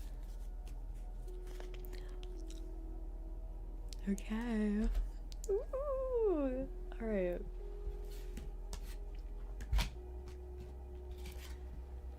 So first, we will be reading the outcome. Then we will read the action steps that correspond. And then, like I said, we're gonna tap into here just for fun. I don't know why. I just looked at this deck and I was like, I feel like we need you. I don't know for what. But we're gonna do that after we read. Wait 26 seconds? What do you mean?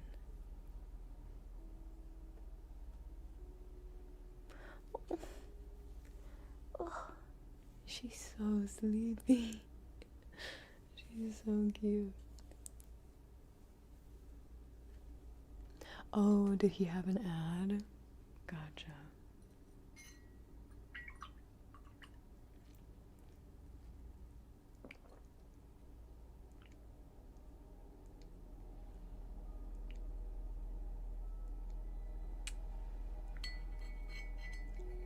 I got this mug when I went to TwitchCon. Isn't it cute?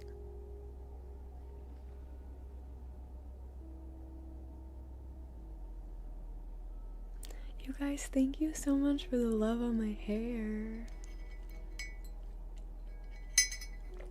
Oops. Yeah, Marina, will you connect with me on Instagram? I'm ashamed to say that my content hasn't been very attractive to a female audience thus far, and I'm really trying to grow my feminine community members and like get more of them through feedback of what is working and what is not.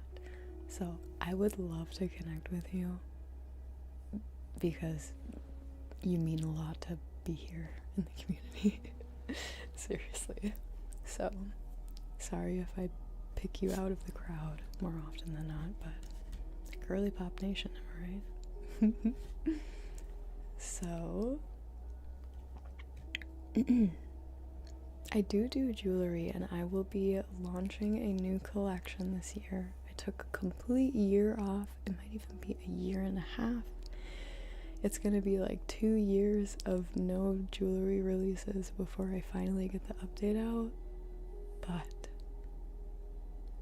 I have so many ideas.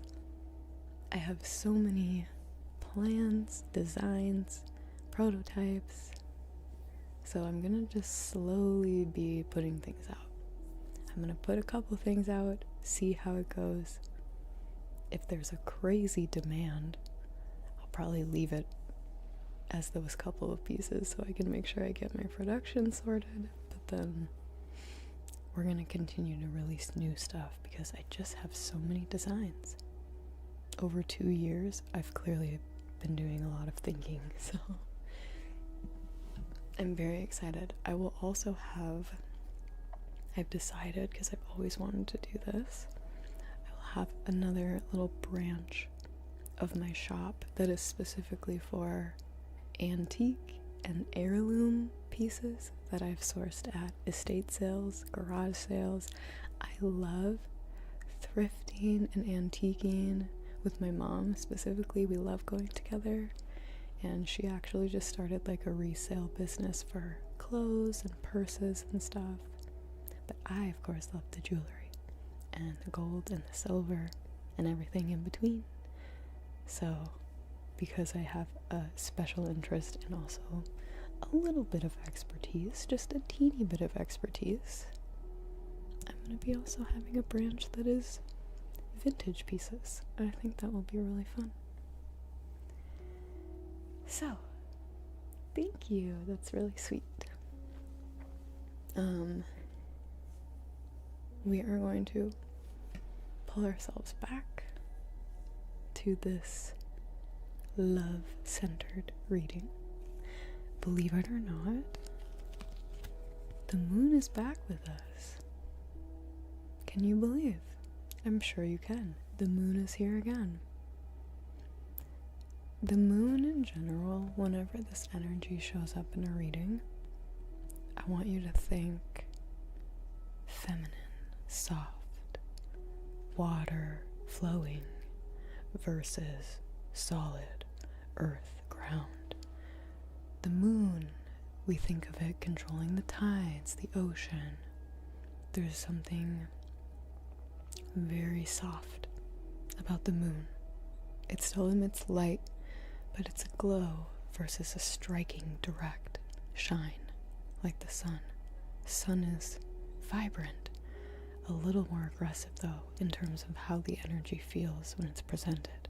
The sun is very happy, very forward.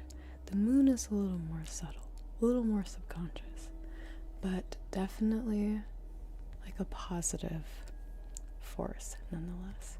So we have nurturing feelings, reactions, okay? We contrast that energy with fiery and shirtless for some reason. I'm just kidding. If you don't know, Sagittarius is a zodiac sign. That is what all of these second deck cards are. This is an astrologically based deck. So we have the planets, we have the signs, and then the houses, 1 through 12. And Sagittarius is like a, what are they called? A centaur? It's like a half horse, half man hybrid. Anyway, I'm just being silly. The fiery Sagittarius is like completely the opposite energy of the moon. This is very much more in line with what I was talking about with the sun. The sun and Mars are also very similar. The sun is a little bit more like happy-go-lucky, positive. Mars is a little more serious, but both very strong, fiery energy. Mars is the god of war, or the planet of war, not the god. Anyway, Sagittarius, a very fiery zodiac sign. If we were to talk about the zodiac traits, Sagittarius is stereotypically a little more impulsive, a little more risky, and like, yeah, just a little more,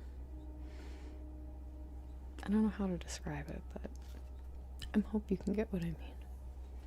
So, we have these two so far, kind of in contrast with each other, but also in complement.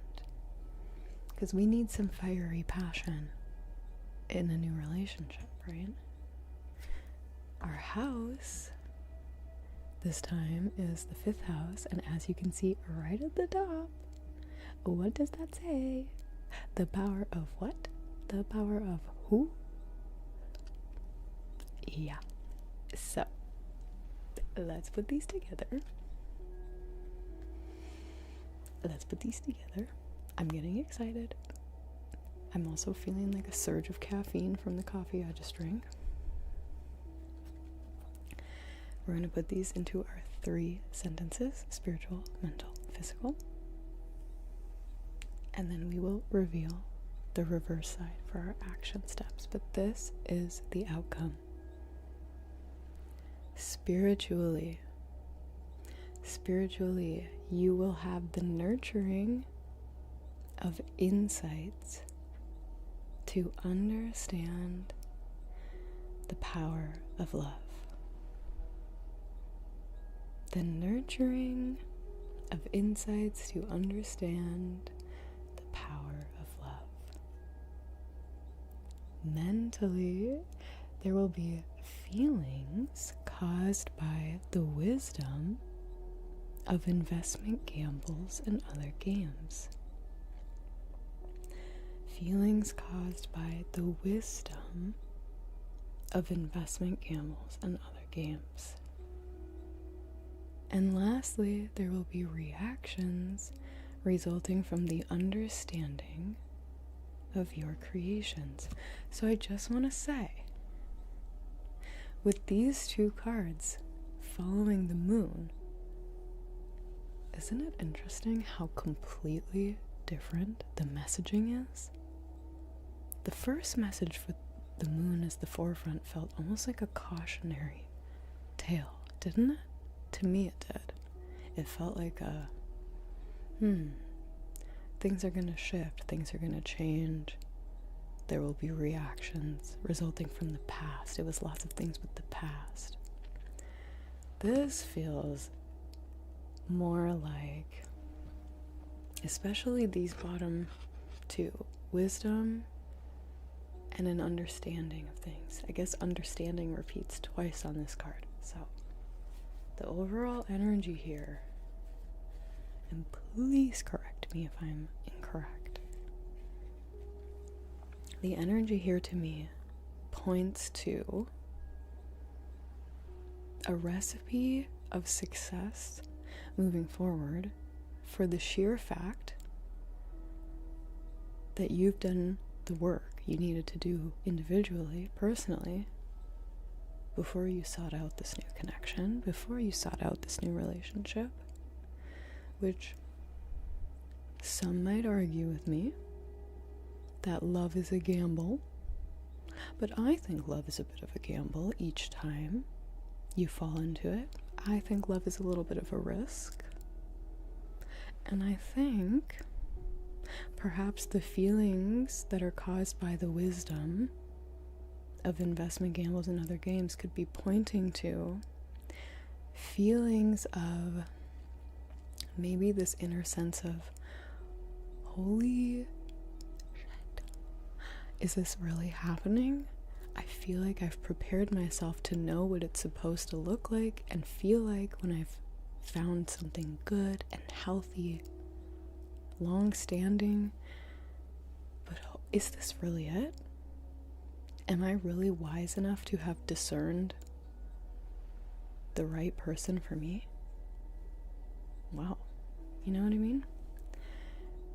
Lots of feelings caused by that. Some of them are maybe not what you would expect. They say, and especially this is true if you've been in maybe not so good of relationships in the past, they say that when you finally get into a healthy union or dynamic with someone that is fulfilling all of your needs and it's not compromising you, you're just who you are meant to be naturally, and that's perfect for the person that you're surrounding yourself with. There's this sense of like discomfort almost in your body because it's not used to feeling so at peace in a dynamic like this.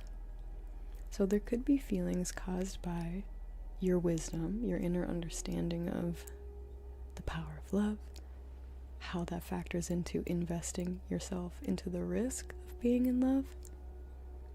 And you're having this almost like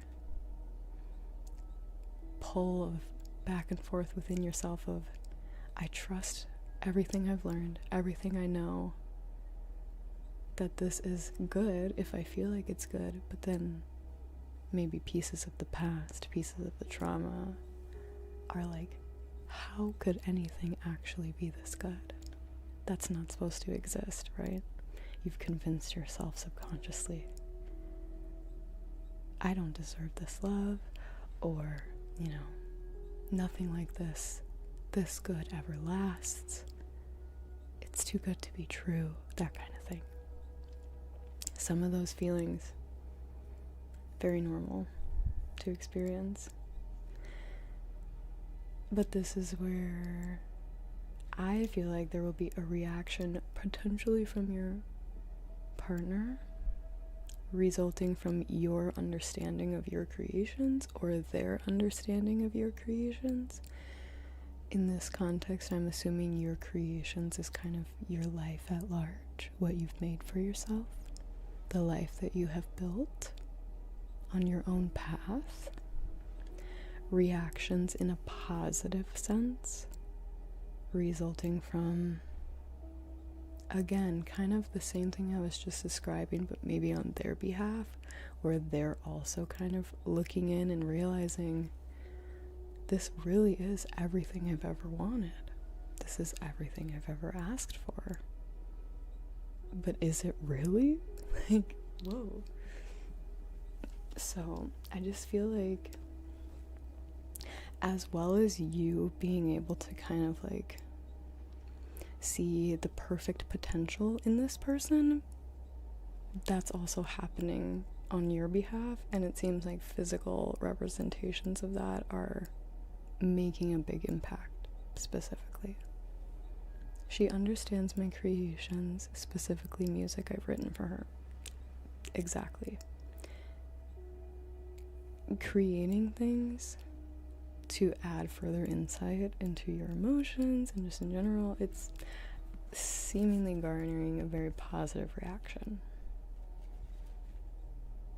And all of this is happening to at large nurture your own personal insight and help you understand the power of love, which may even point to how impactful this relationship really will be in your life, but in a positive way. We now have our action steps. We have defend. We have your highest ideals. And we have with the trust of a child. And when something like this comes into a reading with love, I always like to highlight it, because when we're being asked to come with a sense of innocence, naivety,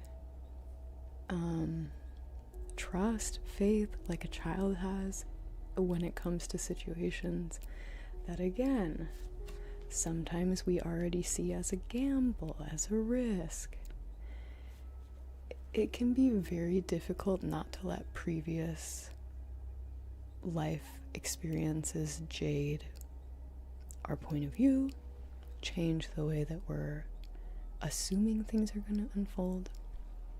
So there's an aspect of this moving forward where you're going to need to always defend, and maybe you're defending it to yourself, to that side of you, the subconscious, that's like, I don't deserve this, nothing's gonna work for me. Defending those highest ideals. What is your highest ideal surrounding love? That you deserve it. That, of course, you know, would always be deserving of the one person who understands you, the one person who will always be there to comfort you, to hold you, to love you. Of course you deserve that. That's your highest ideal, is the real truth that you know is valid and, you know, readily available, just the same way as the subconscious. Maybe I don't deserve this. Maybe it's not gonna work out. Defend those highest ideal thoughts. It's all gonna go according to the best possible plan. Things are going great. They're gonna continue to go great. You're gonna continue to be great. You're gonna always know how to continue to show up, even if the situations themselves are unfamiliar, even if what you guys are walking through together seems really tough and scary. You trust that you're gonna know what to do, what to say, who to be in those moments.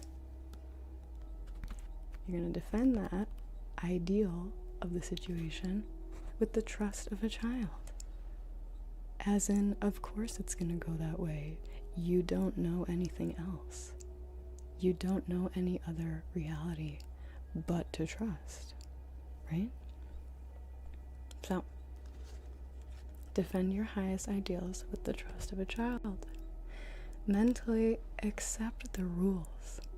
Accept the rules of fun, romance, and making art, which there are rules when it comes to investment, gambles, and other games. And if you already are having wisdom to understand those things, then obviously through that wisdom you need to accept the rules of the game, or else you're never going to be able to play it to win. If you don't accept even just like the rules of the game, how are you ever going to be able to properly play it? Obviously, if you're disgruntled with even how the game works, you're probably not going to play it to success. So there is an aspect of surrendering to some of those baseline rules of the game, which can be up to interpretation, but I think a rule of relationships is being loving, being, understanding, open, etc. There's some universal truths that are always going to be a benefit. So accept some of those. Accept that maybe that's not your baseline, and work on that being how you show up. Because then you're going to get fun, romance, and making art. Love it. If you accept the rules, you can play to success.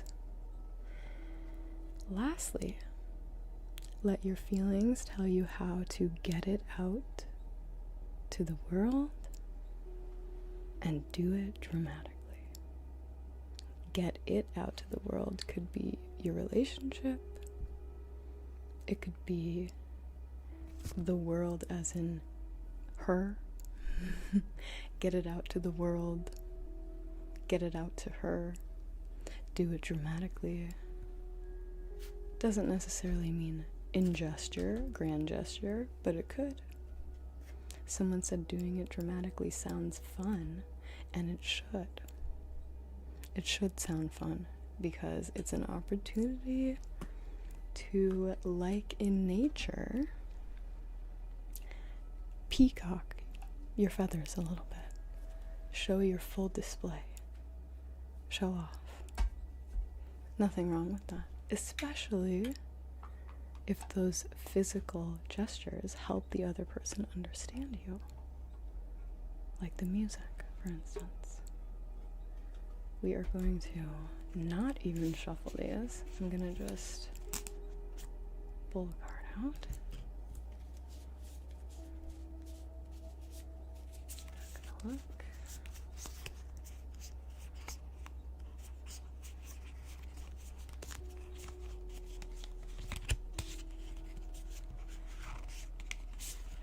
one. Interesting. Okay, so we have the wild rose, do it your way, free yourself, unique.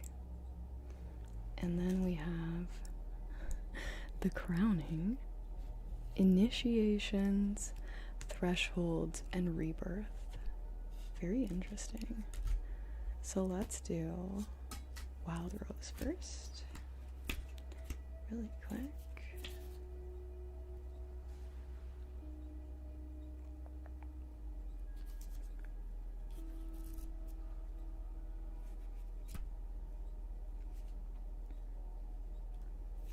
This says, if someone says that you're not normal, say thank you. If someone says that what you're doing isn't normal, say naturally. The wild rose knows that no one rose is the same as another. The rose doesn't try to bloom in a nice, neat row according to a schedule. She doesn't open and close according to who walks by. She simply trusts in her timing, and she blooms with wild abandon. She is resilient. She knows who she is. The wild rose knows her true, unique nature, and she wants you to remember yours too.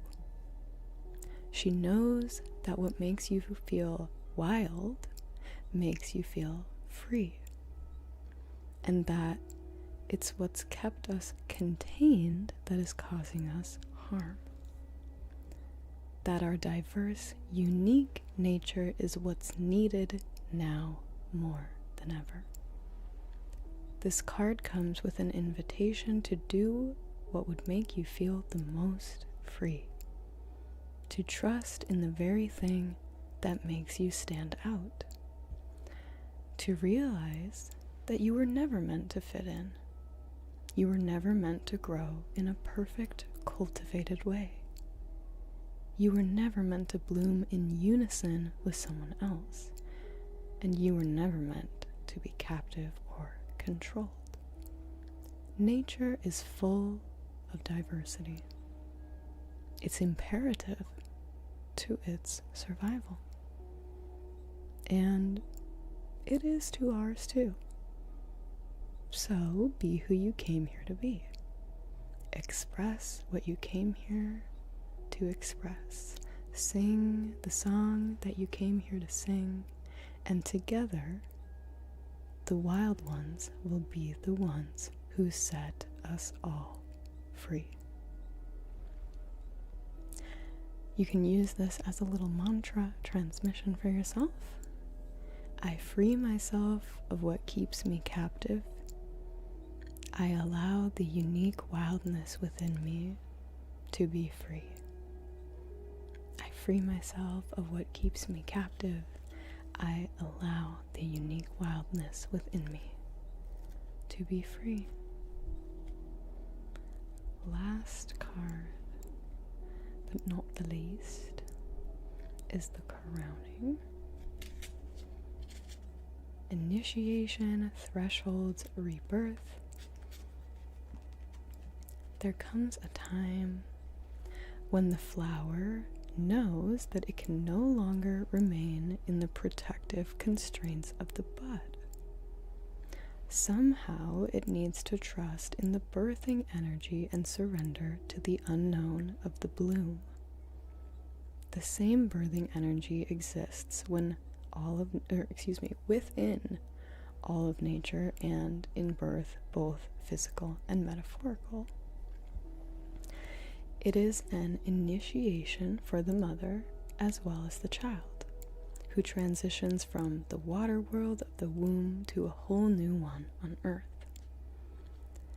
This is a card of crossing thresholds and walking through the gates of initiation, which requires great courage and faith. There are rolling contractions, and it's almost always not straightforward. As we transition from one thing to another, we are called to burst through the constraints of the seed and then the certainty of the bud, so that something new can bloom from within. We are always birthing something, and deep inside, we know that the only way to surrender to the initiation is to surrender to the innate power within. This power is inner, but it is also connected with the intelligence that exists within all life. It's the same energy that tells the flowers when to bloom, and it was present when you grew in your mother's womb. Trust in that. It will carry you through. Surrender to what is waiting and wanting to be born through you. Life is always trying to initiate us into even more of who we truly are. So not only is this relationship going to help you deepen your intuitive understanding of the power of love, but clearly there's an aspect of this that is helping you to unleash the version of you that feels a little more wild, but also free. Touching back on some of the subconscious patternings that we fall into, bursting through those patterns, creating new mindsets, and then sticking with them so strongly that they become the only ones available, is exactly how this happens. It's exactly how you become this true, bright, vibrant, wild version of yourself. Trusting in your own timing, trusting in the timing of the relationship, comparing your path to no one, because they're all different. They're all leading to a different area of the same place, and they're gonna come with their own trials, obstacles, etc. So really, it's unfair to compare your journey to anyone else's, right? Because it will never be quite the same. And thus, as long as you continue to focus on blooming, blossoming into the biggest, brightest flower that you could be, all will be well. All will work out. And it already is. Shazilla, thank you for subscribing. Welcome in.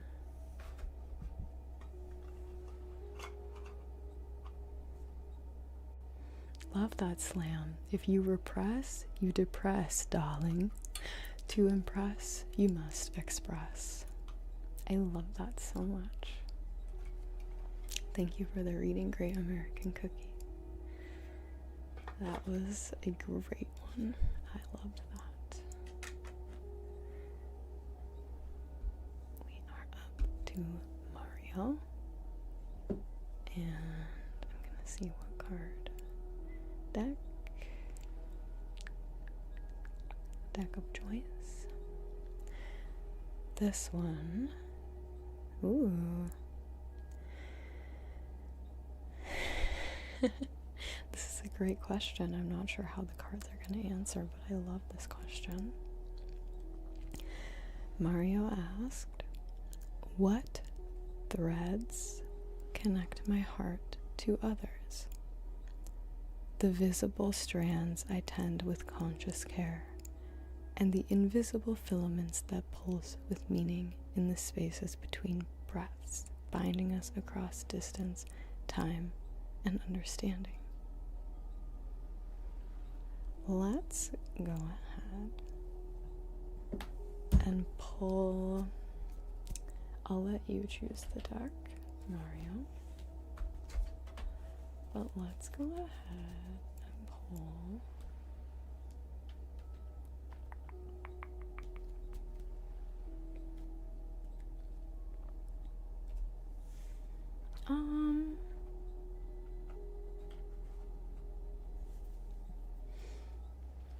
can close them, I guess. I didn't really check to see how many people are still on the list. Happy 8 months, Red Boy. Oh my gosh, I can't believe it's already been that long. That's crazy. Hold on, I need to crack my back.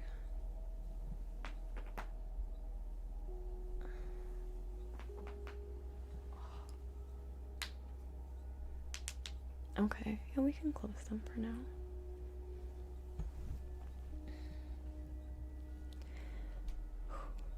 That felt so good. Sorry to anyone that doesn't like when that happens, but it needs to be done.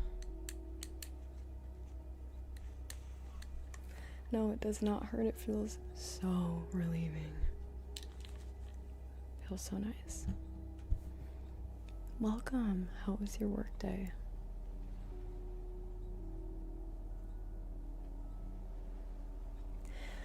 So Mario, I'm thinking either this or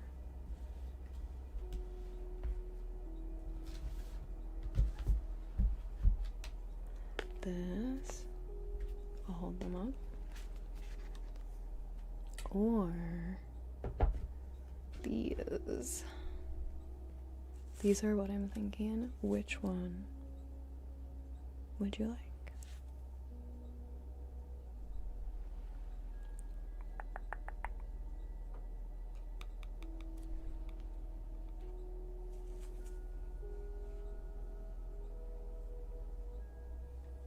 The flowery one, period.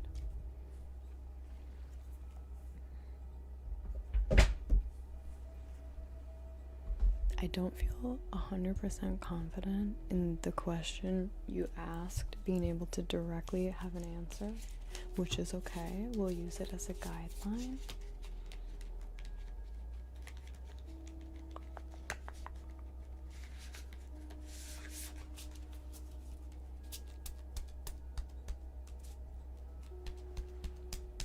Thank you, Jim. I appreciate that.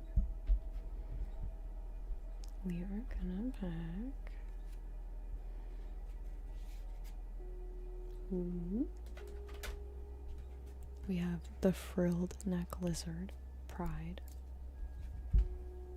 which is funny because I pulled that one out randomly earlier.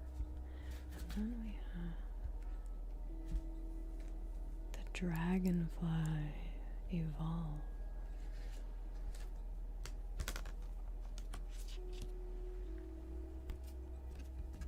Pride and Evolve.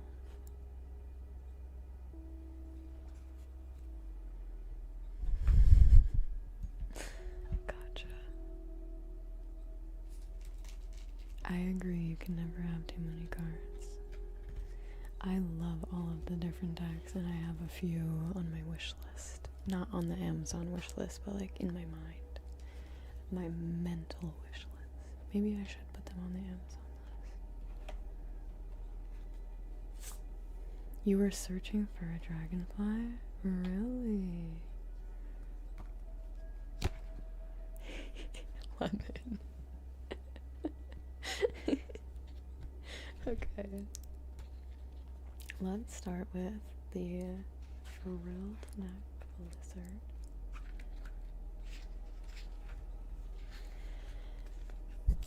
Pride. We have facade, dreaming, privacy, discernment.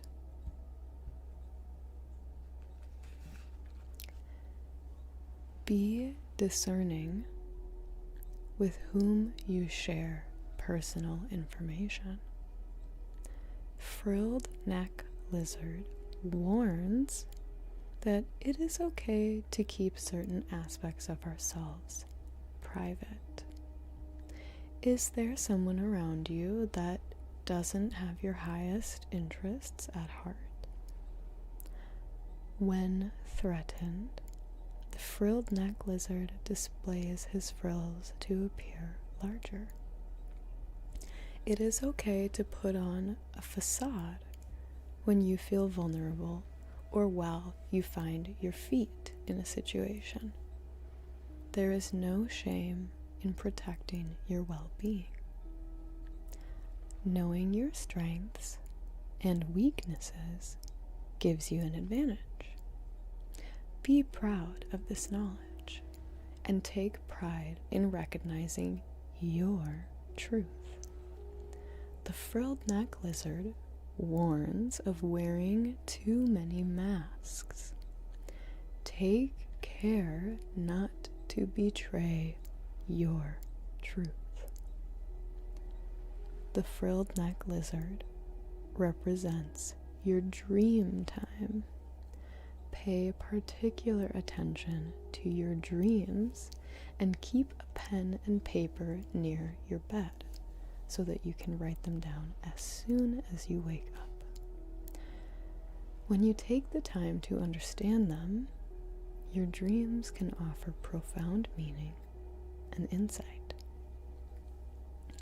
Call on the frilled neck lizard when you feel vulnerable to help you recognize your strengths and talents and to help you feel pride in yourself. The color is orange and blue. Advice is to be discerning in personal matters, and your mantra is I speak and know my truth with ease and confidence. The wisdom of our dragonfly friend brings in nature, spirits, fairies, and enchantment. When the dragonfly flits into your reading, a change is taking place. A spiritual evolution could be assisting you to see the light through darker challenges. Drawn to water, dragonflies represent emotions. Dragonfly is a reminder to stay positive. Bring fresh awareness to an area of your life where you've had doubts or resistance. Transformations take place when you explore the beauty of all of your emotions. Happiness in all forms awaits you. Dragonfly also symbolizes manifestation through thought. You create the world around you. So make conscious choices about how you would like it to be colored. Call on the dragonfly to help you see through illusions, allowing for growth that paves the way for possibility and potential to emerge. Let your inner light shine. If you resonate with fairies, connect with them through the dragonfly. When a dragonfly lands on you, it is extremely good luck. How can you take advantage of this favorable energy today? Call on the dragonfly's energy for connecting with your spirit when you want to connect to the magic of nature and fairy realms, and when you feel like you need some good fortune. Advice is to be open to personal and spiritual advancement. Color is yellow and purple, and the mantra is I am ready to evolve. I love and accept myself. What beautiful, beautiful words. I love these cards. And also I feel like we got to see maybe not a positive card, but it wasn't negative. But these were both, I feel like, very tandem in their messaging. This one is saying, be careful who you let in, and also be careful who you're presenting yourself as. There's this thing called code switching. I'm not sure if you've ever heard that phrase before, but code switching is, for instance, if I'm talking to some of my best friends and I'm maybe speaking a little bit more colorfully in my language, I'm swearing, saying things in a little more relaxed of a tone, and then I go to talk to my boss at work. I'm gonna code switch. I may be talking about the same topics, but I'm going to speak on them completely differently. This cautions you to be careful how many different codes you keep switching into, and making sure that by doing that, you're not losing sight of who you truly are. Especially when no one is watching, no one cares. Who are you? And then try to be that person everywhere, universally. Because how else will people love and accept you if they don't even know who you really are? And this one is, I feel like telling you to be who you really are. Change is at foot.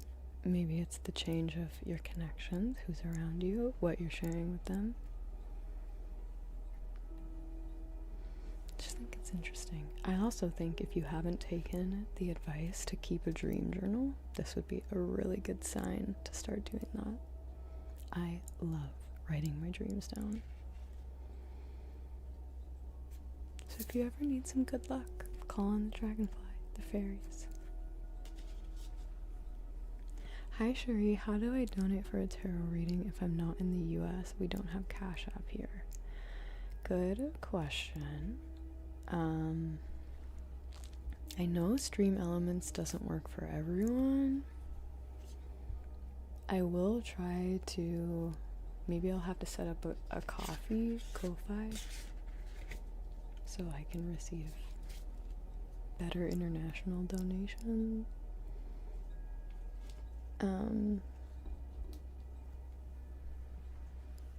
That didn't make any sense. So I can better receive international donations through the system. Period. What is the benefit of keeping a journal of your dreams? Sometimes you don't realize that they have a hidden meaning, a subconscious backstory, until later in life when you look back on the time period that you had the dream, and you're of course able to see the years or months following what the significance was in that moment. It can help you to just gain more insight onto certain things, even if it's not right away. Plus, it's just kind of fun, right? I love reading my old dream journals because you forget about them. Most people forget their dream before they even are really out of bed. So it can be interesting.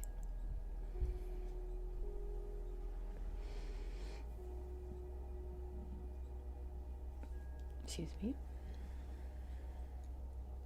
So sorry. How unladylike of me. Rabbit head. Europe.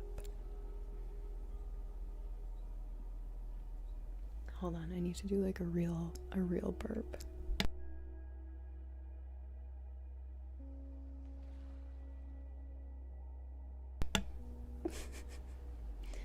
You know, it would be really funny if one day someone cut those little moments where I mute myself and then they added a sound effect. That could be really funny. Just saying. A big man burp. I just think it could be silly. I think it could be a little silly and funny. Just saying.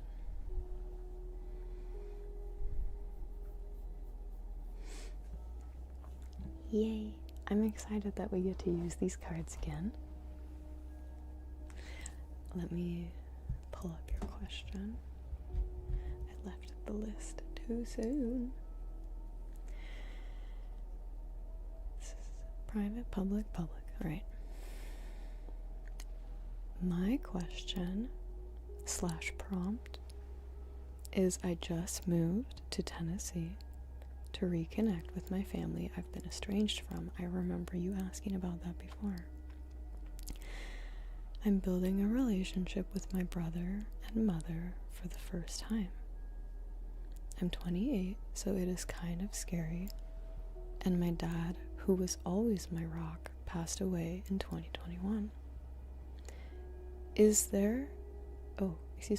there is guidance from my father supporting me during this transition, what would he want me to know as I reconnect with my family?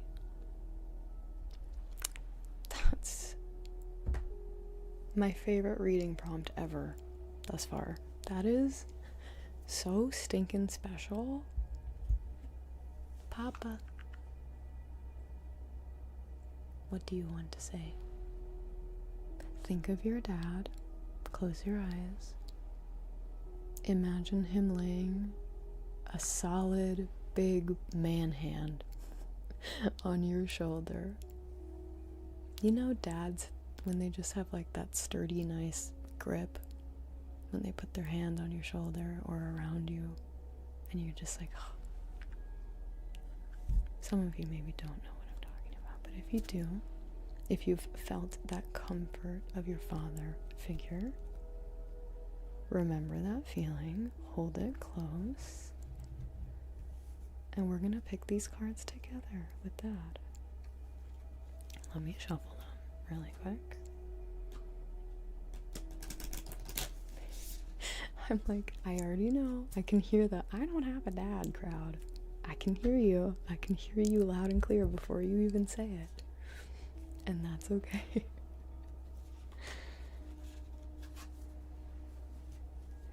And maybe some of you have never had a firm hand on your shoulder, and you know what? It shows. It shows that you've never had a firm hand on your shoulder, so you should find someone. Find that father figure. I don't care if you're 50.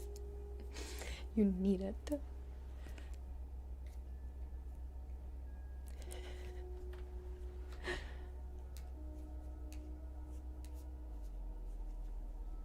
Just makes me want a chiropractor, period.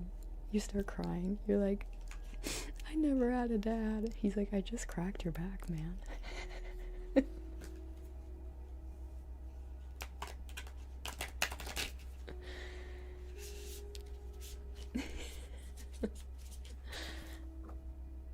Okay, well, 2 cards just fell on the floor.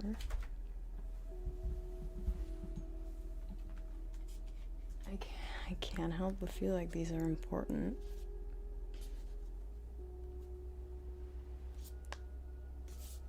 Did you hear my jaw just crack? I still want to give you an opportunity to pull them yourself. I'm going to give you a really small selection of cards and I want you to choose one, okay? Pull, we'll do these. Out of 1, 2, 3, 4, and 5. 1, 2, 3, 4, 5. Which one would you like? Oh, of course. I put them aside. Don't you worry. I was hoping you were gonna pick number 3. Because it just like looks so pretty. Look at how pretty that looks. Okay, I don't want to show you the full thing yet. Your readings, okay. I don't know who you are, Rabbit Head, but I remember you. I remember your reading making me really emotional. And I'm just gonna assume that you, in your own free time, are developing your own intuitive spiritual relationship with the universe, because I can tell when people do readings and they're kind of like half in, half out. I really just want to say how much I appreciate you being 100% 10 toes deep into the readings, and it makes a huge difference as to like what you get out of them, I feel like, what they give to you. So I just want to say, like, I notice and it means a lot to me, and I feel very respected when we do readings with each other. I feel very valued, and I love it. I love reading from a place of feeling like I matter, feeling like it matters what the cards are saying.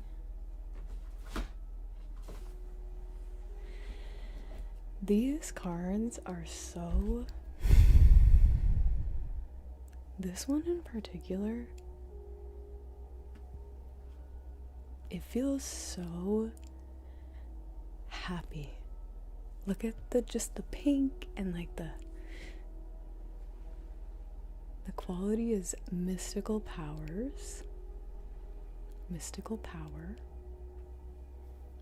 which I'm already assuming is like, you hold a lot of power within yourself. Don't underestimate the impact that you can have. But prioritizing as well, like the koala, your well-being. As soon as I saw both of these, I was like, oh, your mystical power and well-being. Yeah, these fell out for a reason. The last one is the Christmas beetle, and it is creative inspiration. Creative inspiration. Just a gorgeous card, my goodness. Let's see what they have to say. Starting with, in order, the pink robin.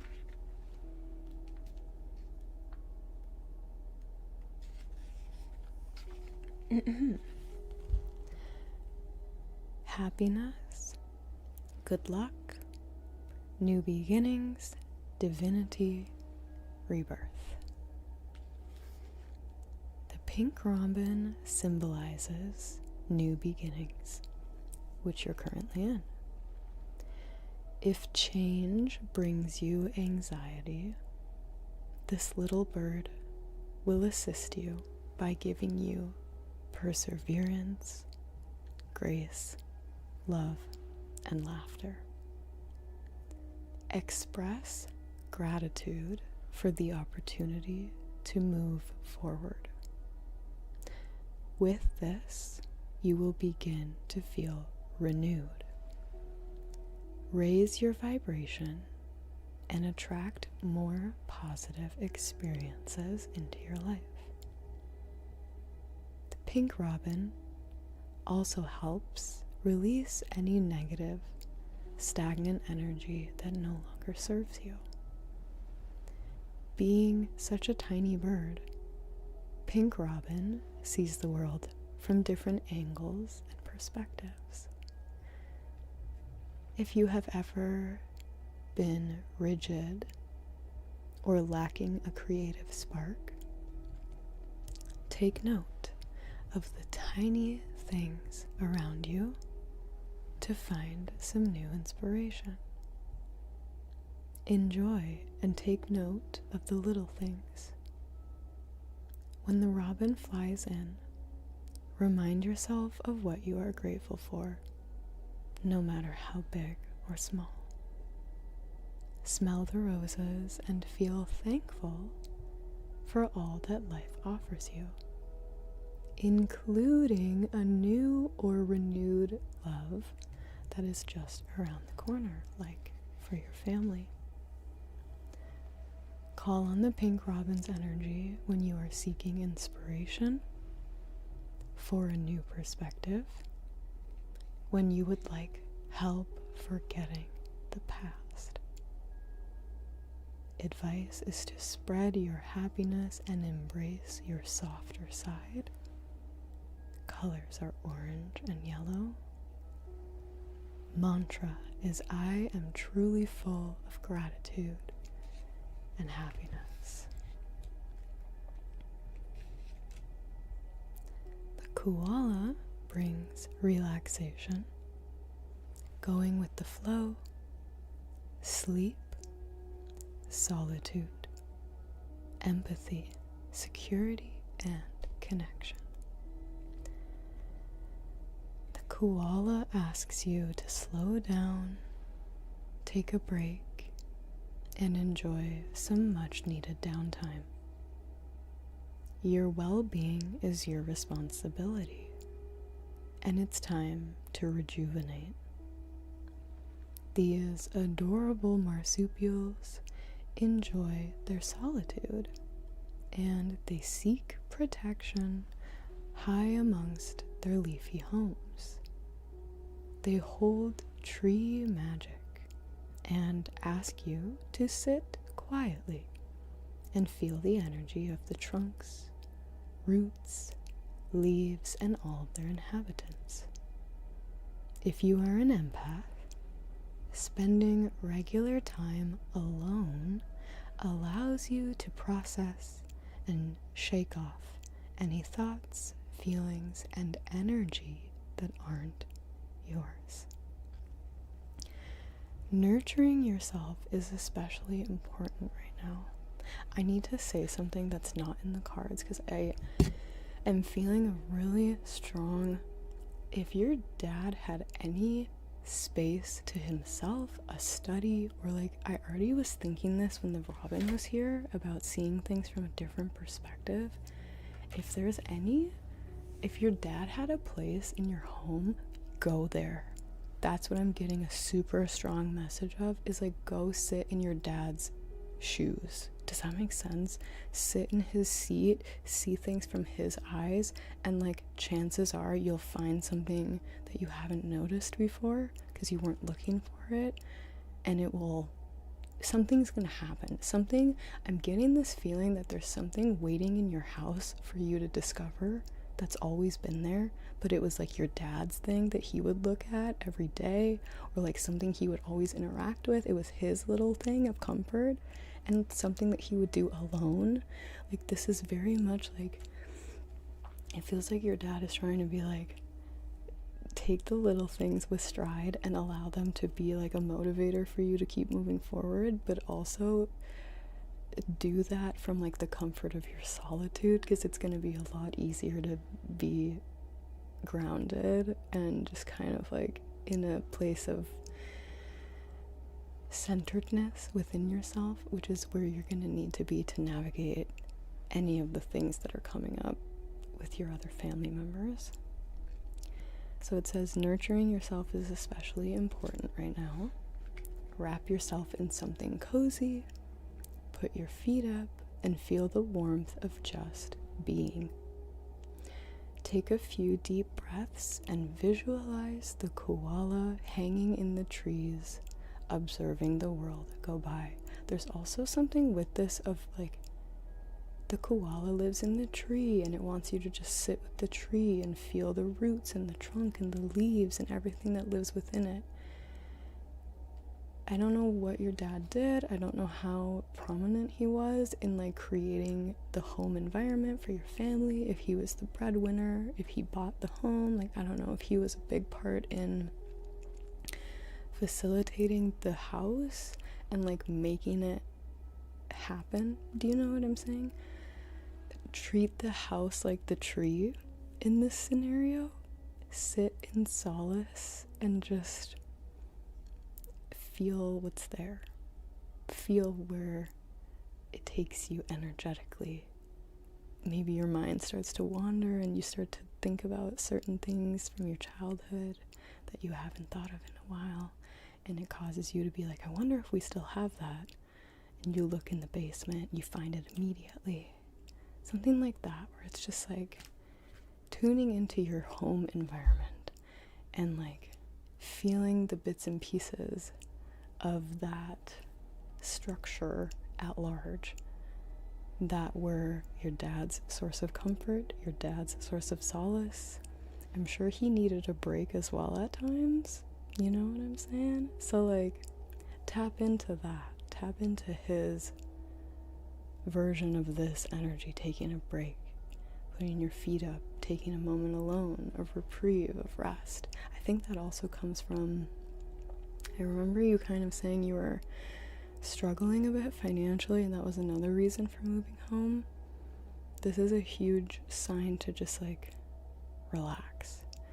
it's okay to, look for jobs passingly, but like, now isn't the time to just jump right back into trying to fill up your whole schedule with things to do to feel productive. It's productive to rest and ruminate. It's productive to sit with yourself and just think and feel, especially when you're processing things that are so big and so long-standing, so far into your past. So,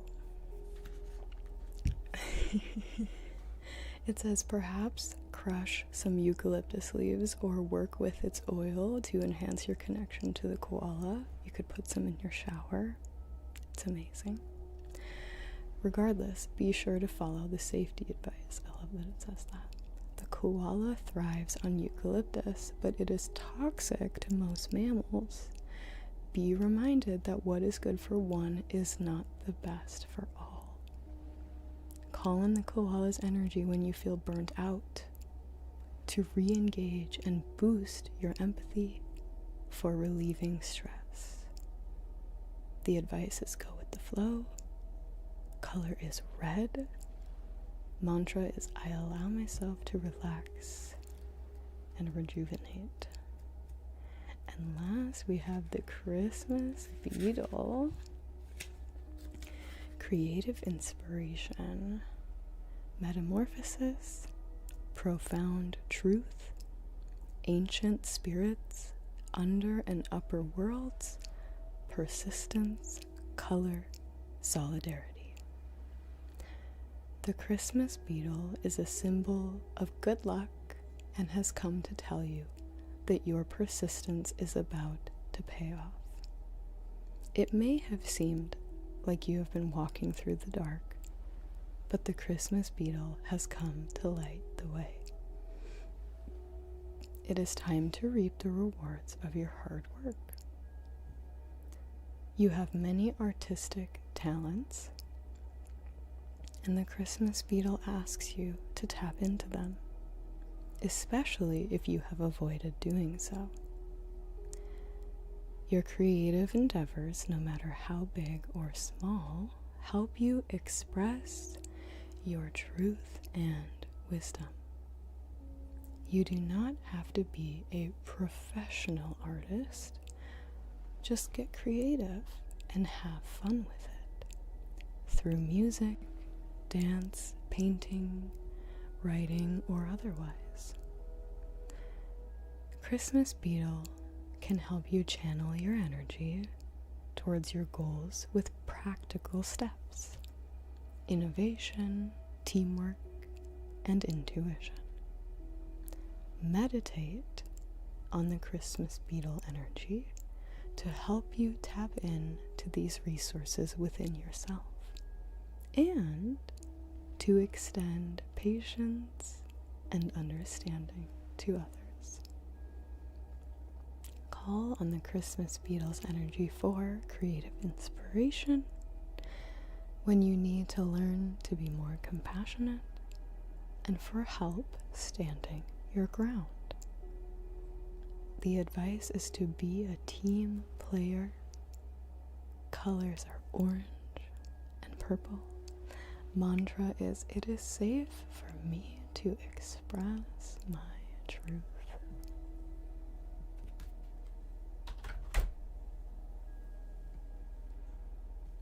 Love. Phenomenal.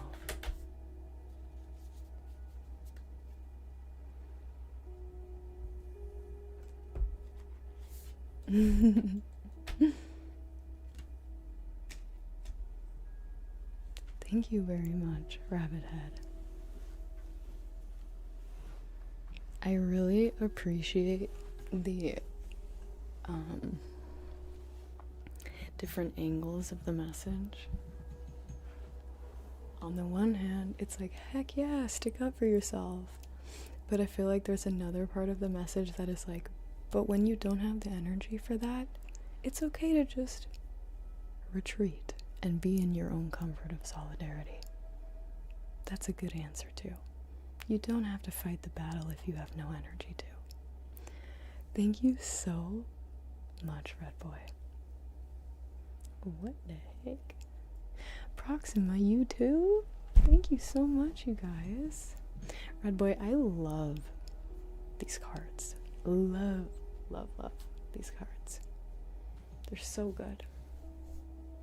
Marina, I'm not sure if you're still here, but hopefully you are, because it is finally time for your reading. Thank you for your patience. I need to see if you have asked a question.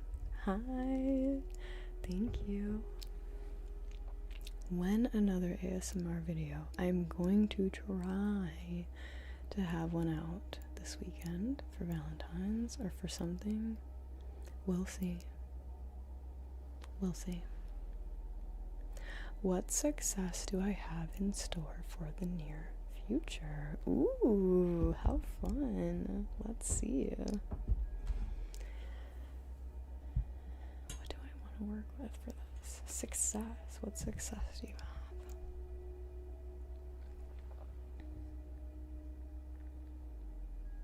have? Okay. I'm gonna pull some stuff, and then I'm gonna have you pull some stuff. This one. Okay. This. Oh, okay. I'm gonna come to this, work your light. Success. We're looking for success. Ooh.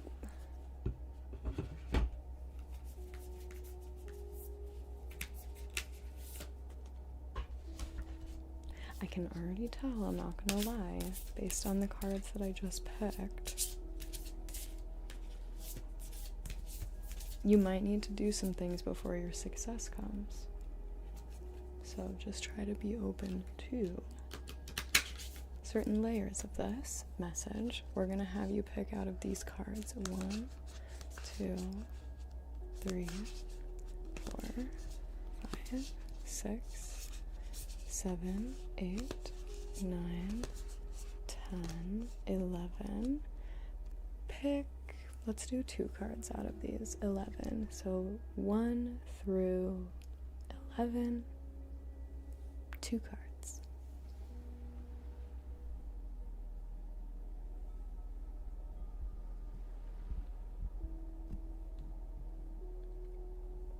One, 2, 3, 4, 5, 6, 7. Ooh, okay. Interesting. Very interesting.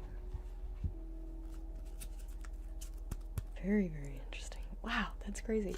I want you to take note of the inside of this box. Just take note of that, okay?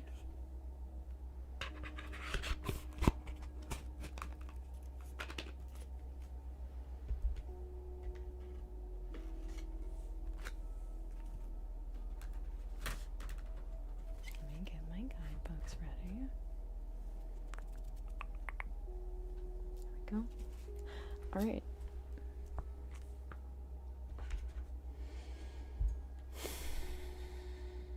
Prepare yourself. I'm preparing myself.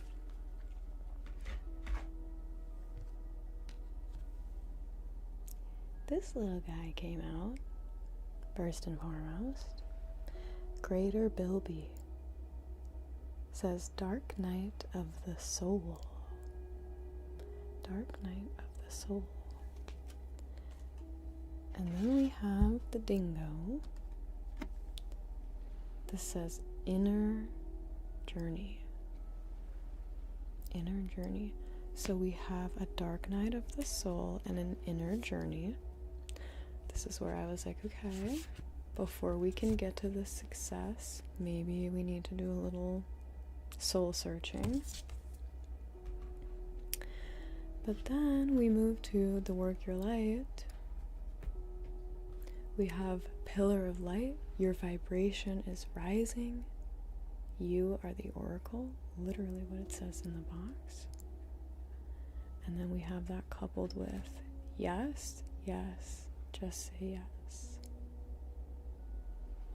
So we have a little journey of the soul, a dark night, inner journey that causes a raise of vibration.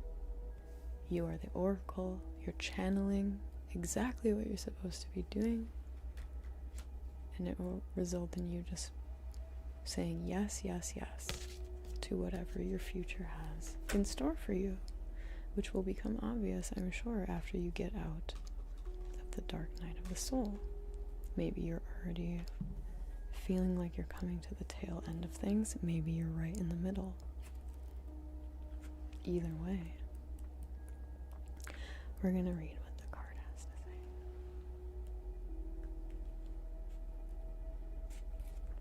Sorry, went to the wrong page.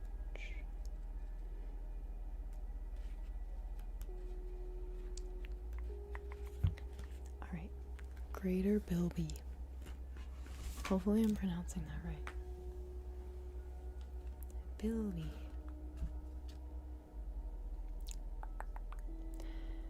Recovery, underworlds, escape, confrontation, earth, shadows. Are you feeling depressed? Why does this sound like an ad? Are you feeling depressed? Try a Greater Bilby. Are you feeling depressed, lonely, helpless, or overwhelmed? Greater Bilby scurries into your life to ask you to burrow into your anxieties and doubts, to explore them, to explore their cause and how they can be overcome. You may be experiencing or coming out of what is known as a dark night of the soul. Greater Bilby gifts you the resources to climb out of it.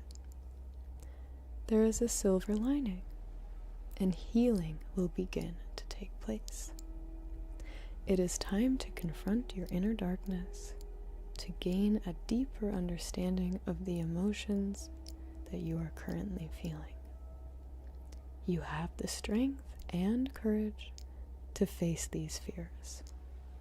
Confronting your darkness is liberating and allows you the freedom to move forward, escape the darkness, and see the lessons and obstacles that you have overcome.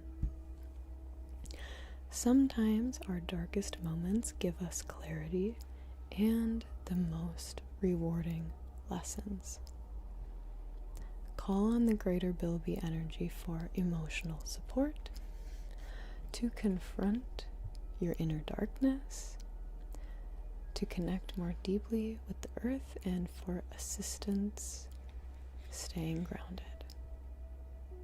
Advice is to tackle your fears. Color is red. And the mantra is, I connect to Greater Bilby energy to guide me into clarity. The dingo with the inner journey says hierarchy, journeying, messenger, family wisdom, adaptability, group. Dingo provides invaluable wisdom. If you have been feeling walked all over or taken for granted, either within your family or work dynamic, it is time to remind yourself of how special you really are. You deserve to be heard, and you deserve to be seen. Don't be afraid to remind others of the important role that you play by just being you. You don't have to prove anything. Just stand in your power. If you have been neglecting loved ones, it's time to rebuild that connection. The dingo stresses the importance of living in the present, so make the most of each day. being vulnerable to extinction, Dingo is well aware of the natural cycles of life. So live to the fullest. Chase those dreams. Grab opportunities when they arise. Be proactive. Dingo will assist you with its powerful energy and encourage you to take a leap of faith and trust in both yourself and the universe at large. Call on the Dingo when you feel taken for granted, for help finding your place within a work or family dynamic, when adapting to change, and if you are afraid of death. Advice is to live in the present. Color again is red. Red is coming through for you right now. Mantra is I am supported, safe, and adaptable to change. We move to the work your light. We have Pillar of Light as our first card. Pillar of Light. 1, 2. This says you are the oracle, your vibration is rising. You are heaven and earth in perfect expression. A conduit for the light of the heavens to earth. You are the rainbow bridge. Take time to meditate. Imagine yourself as a pillar of light, connecting the light of the heavens above with the earth. As the light shines through each of your chakras, I'll show you the little visual representation of this. As the light shines through each of your chakras, you activate the rainbow bridge that many ancient scriptures speak about, raising your vibration and the vibration of the planet, linking the higher realms of the cosmos, guides, angels, and spirit with the ancient wisdom keepers and beings of planet Earth. They dance together through you. They sing together through you. Without your body, voice, and creations, neither can be expressed. For too long, we have been taught God is only something outside of us. But without you, your ancestors, angels, and spirit guides do not have a voice.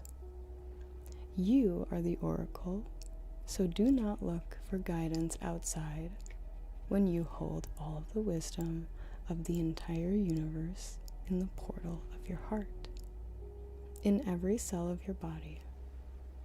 Do not see the angels as merely guides above you, for without you, they have no way of communicating. You are the oracle. You are the rainbow bridge. You are the pillar of light.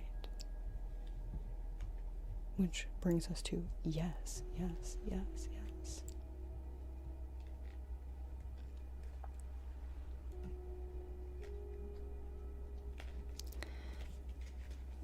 I'm not going to read this, but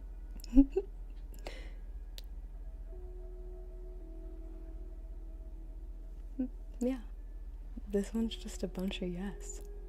Don't overthink it, just say yes. Which one of these cards said to be open to opportunities as they come your way. So when an opportunity approaches you, what are you gonna say? Yes, yes, just say yes. Exactly. I feel like, and you guys can correct me if you don't agree, or just give me your opinion, but I feel like a lot of the readings today, while they are all very different, have kind of a similar theme. And I feel like I say this all the time too, of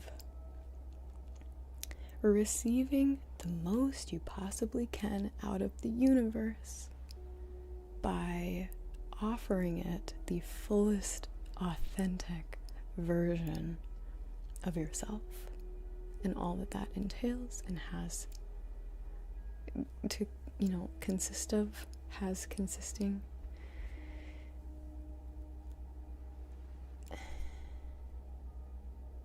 I say this with sorrow because I know I have been all too guilty of doing this.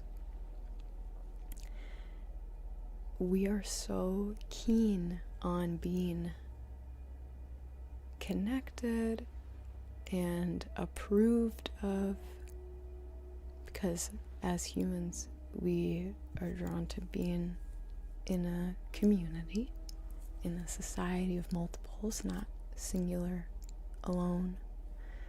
So of course we're driven to want to be widely accepted and not rejected, ostracized by our peers and our groups.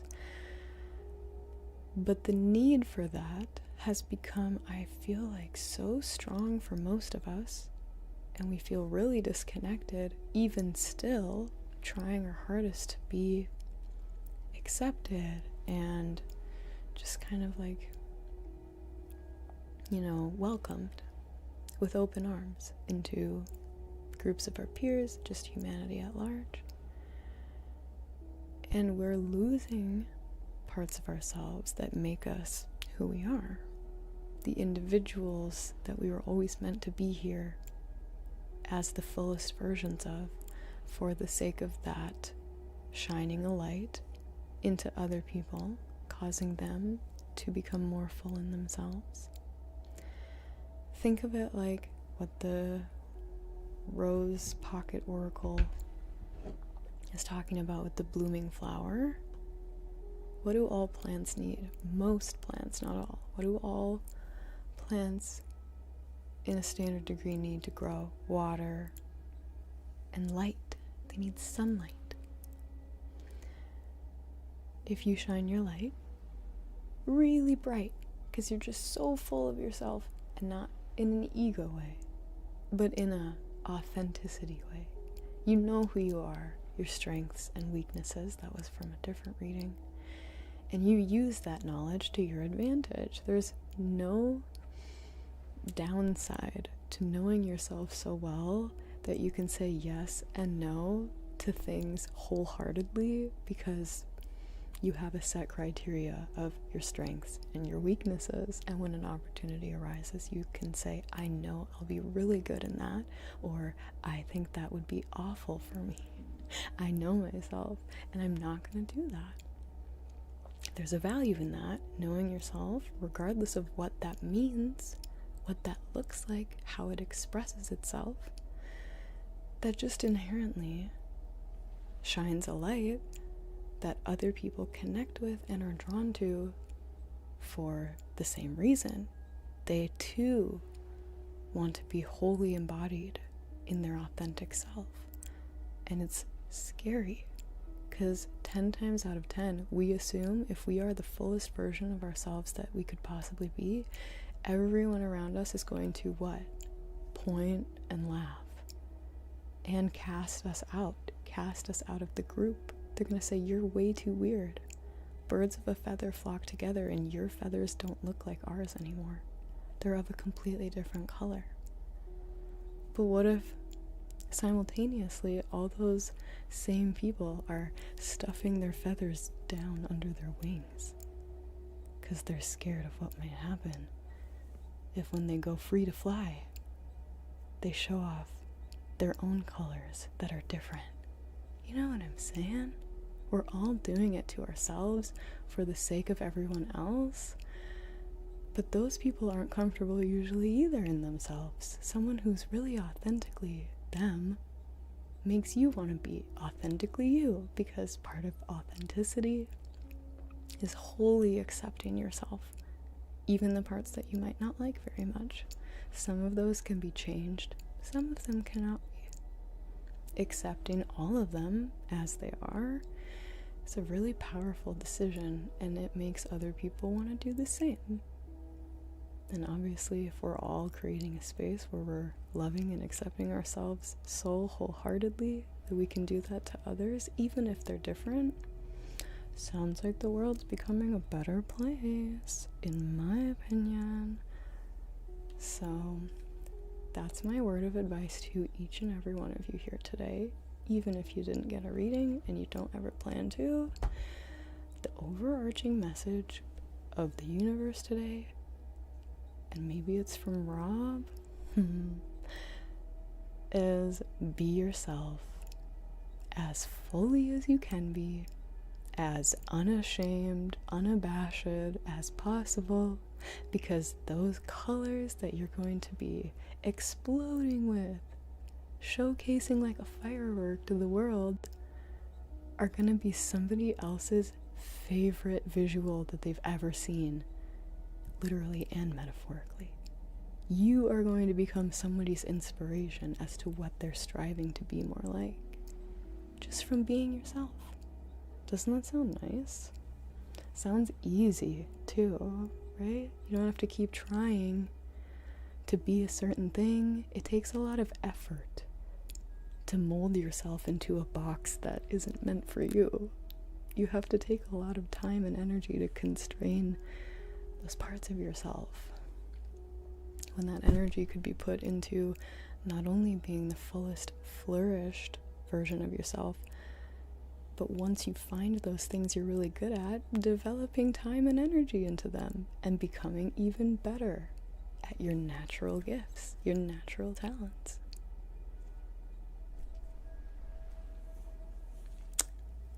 Sounds pretty good.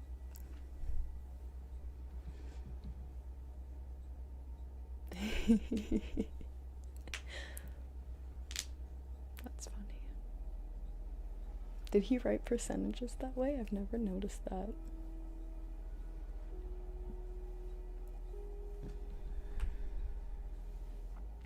Well,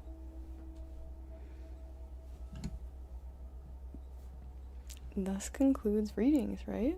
Is that the last one? Or is there one more? I think that's the last one, right? Twas. Yee.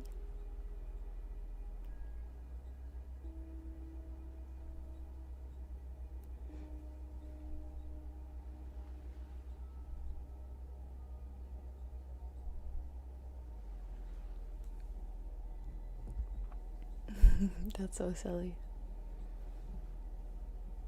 Of course. It was fun. My pleasure.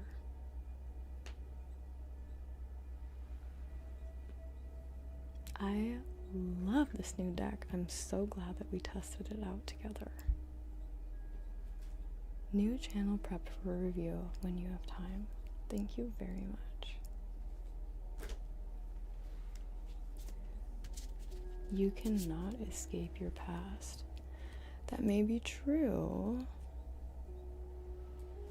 but some people let their past cripple them when it could very easily serve as a stepping stone to go higher and higher, versus like the crushing weight from the same kind of rock.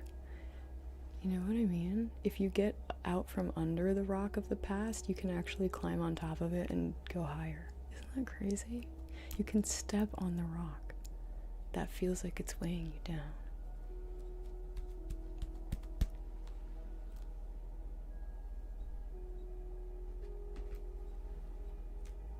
Love it. Loves it. Let's go ahead and finish out the stream today with some ASMR, just some relaxing ASMR. Whoa! Yo! 11 gifted subs. Thank you, Gabriel. That number was having a hard time. Thank you so much. Oh my gosh. And Carnarino said something about Aries Oh. Very nice. Thank you. Thank you very much. That is very sweet. Also, I saw you say something earlier, Gabriel, about something getting lost in the chat. I don't know what you were talking about, but sorry if I didn't see something that you said.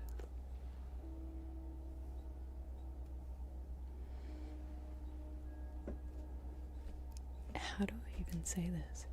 E.J. Nifsy?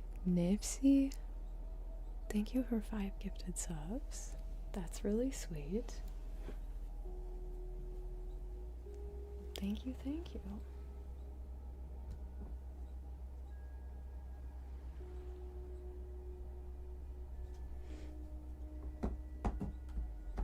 Hold on a second.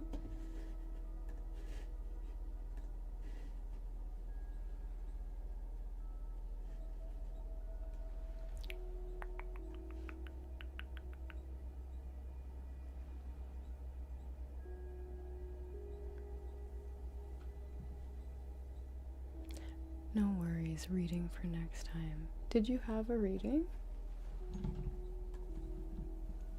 I'm so sorry.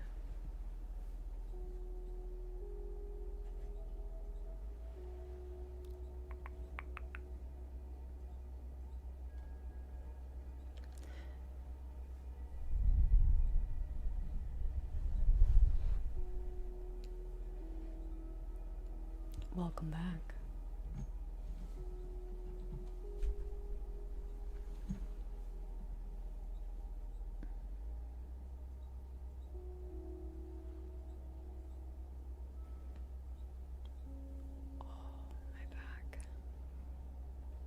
Anytime I'm sitting without a backrest, I feel it. I really do.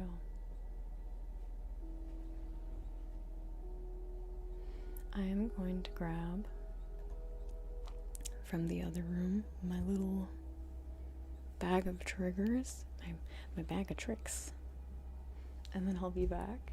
Before I go, I'm gonna put this stuff away. Oh.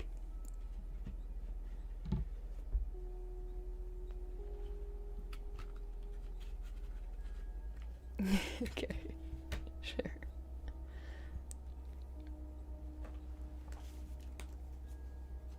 You got it. We anglicized our name from the Gaelic twice, so it's a lot. That makes sense. Gaelic is very interesting to me. I really want to learn more about just like the Celts, because when I was a kid, I used to draw Celtic runes and just like random symbols, but without really like knowing what they were. And I didn't realize that until I looked at my drawings later in life after knowing what runes look like. And I was like, wait a minute. I was drawing these as a kid. What the heck? Why? So now I'm just really curious about it. From a past life. Something like that. Who knows?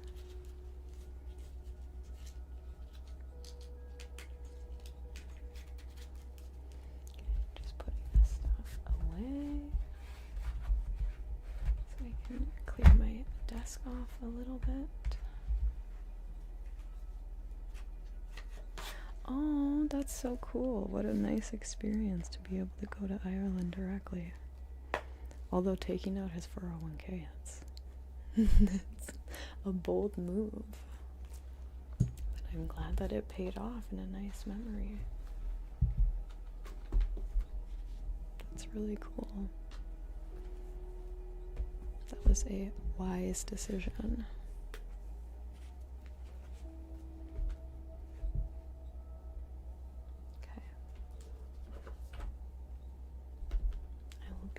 Right back. Behave yourselves.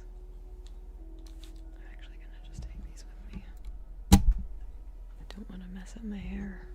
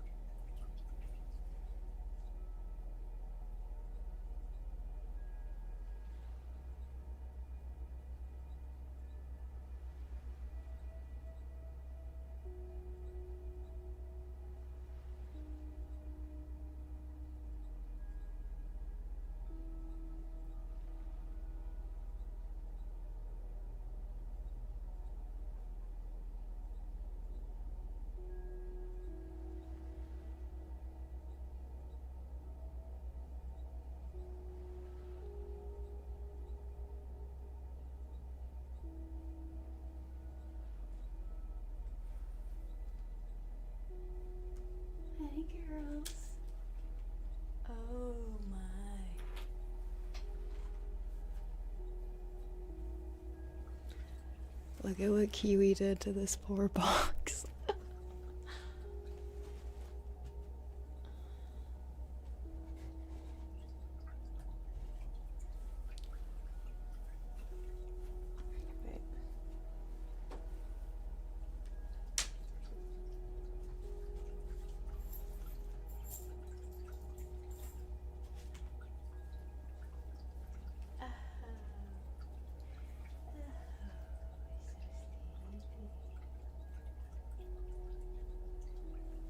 So sleepy.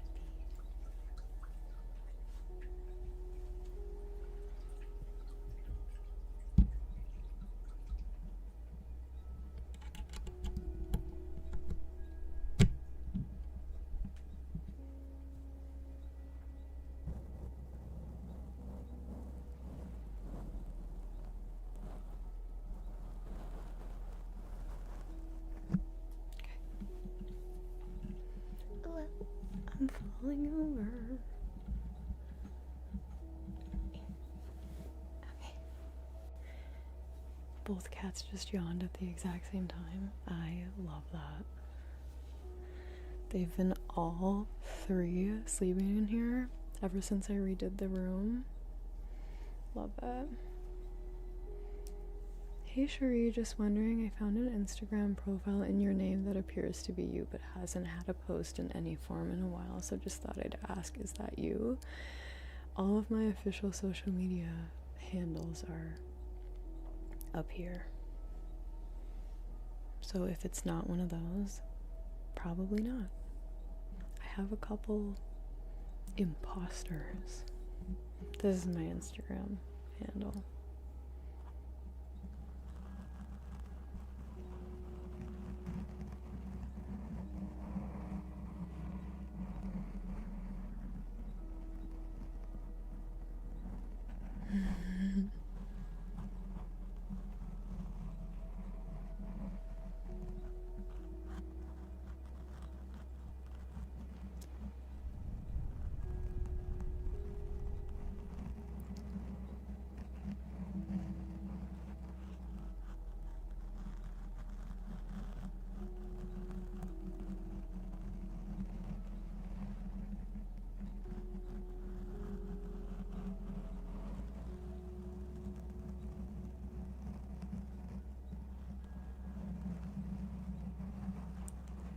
I don't understand any English, but I'm here to train my ears. So cool. I've had a few people say that they're learning English through my videos. That's pretty amazing. I've always thought it would be so fun to go be an English instructor in a different country. I do love my fluency in English. It's my one language. So I've tried to get decently good at it, but I could be better.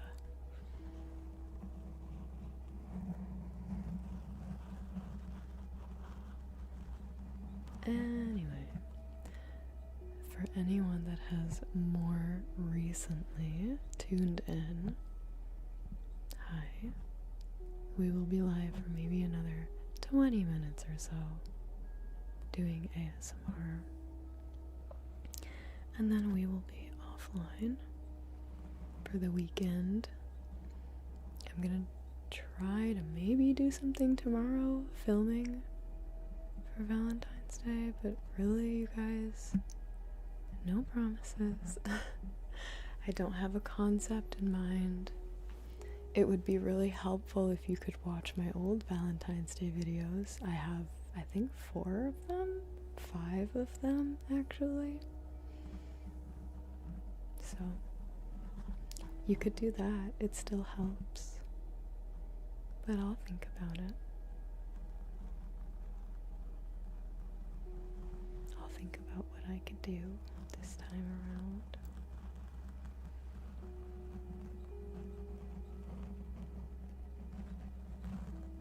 Very welcome. I'm glad you enjoyed it. That's one of my favorite videos that I've made.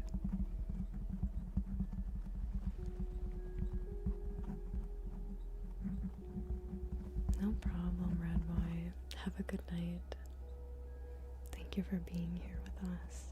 And thank you so much for the cards. I love them. Love them.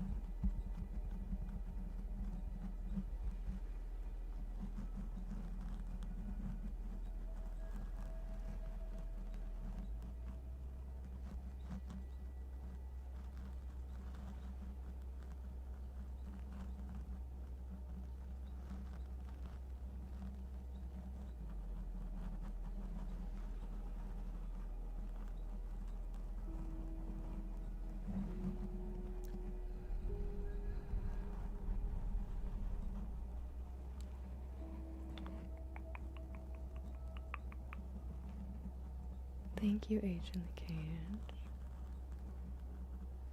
I'm excited for the part 2 as well.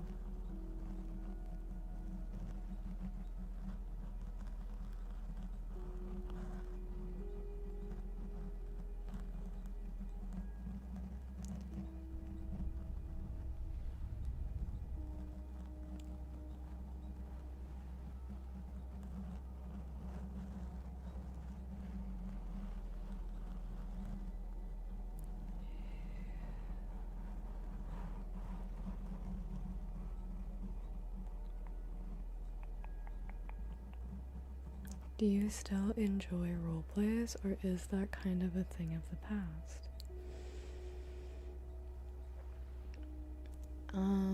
My honest answer, I always enjoyed and will enjoy acting, taking on a personified role, creating a dialogue, being silly.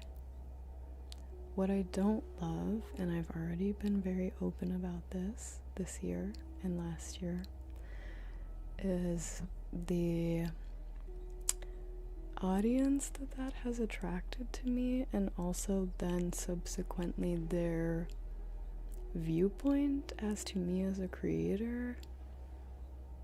I get a lot of messages, and to anyone out there who may have sent one, no hate, no shame, but I never wanted my videos to feel like an invitation to like shoot your shot with me.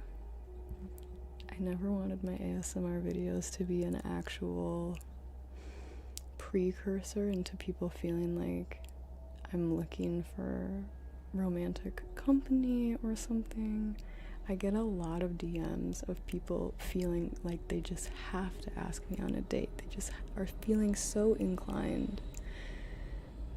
And I don't like that.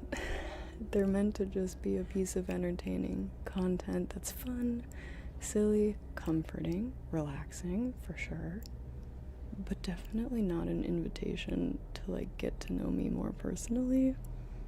That's where I feel like the line is like a little easier to cross if the content itself is kind of inviting of that.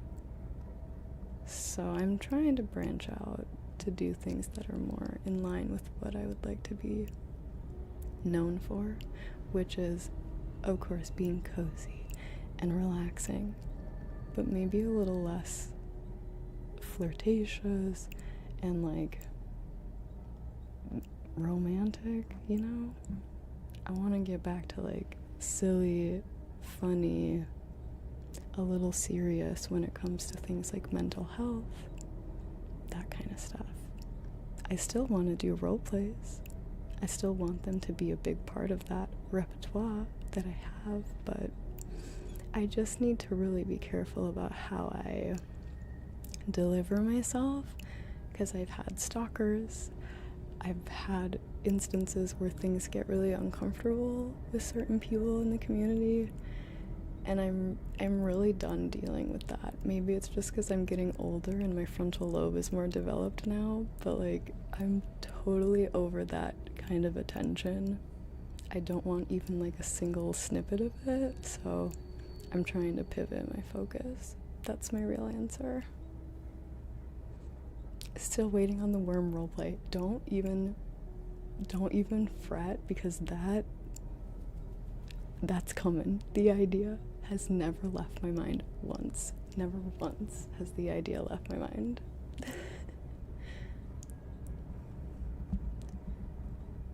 Hello, hope you're well. I just broke both of my legs and arm after a nasty car crash. Oh my god.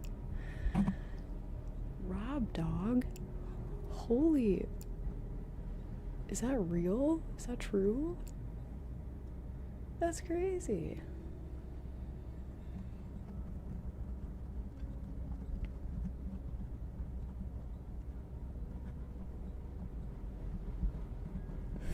How are you typing then? You could type with one hand. But still, that's crazy. I don't mean to laugh because it's very serious. Oh my god. I hope you're feeling okay. And like, hope they have you on some good pain medication. That sounds excruciating.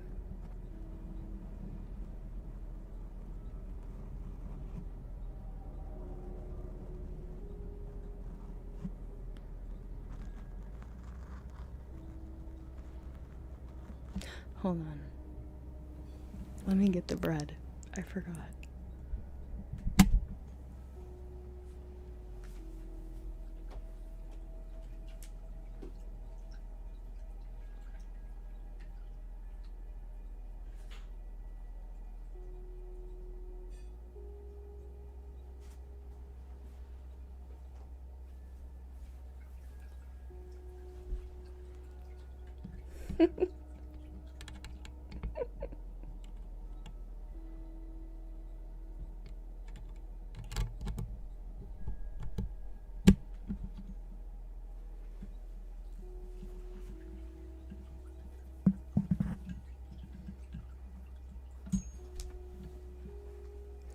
I think a lot of that comes with just being a woman on the internet. That's the exact narrative that I'm trying to shift people's mindset on, because women existing in a space should never automatically come with sexual harassment, or like, that's not acceptable. That can't just be like the normal that we accept as a human race. We need to get past that. Anyway, here's this bread. Look at this.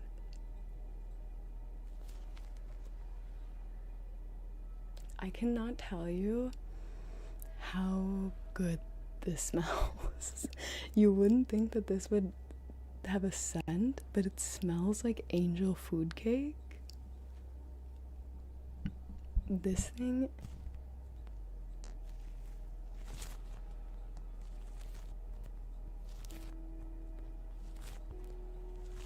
it's so squishy, and then it just goes.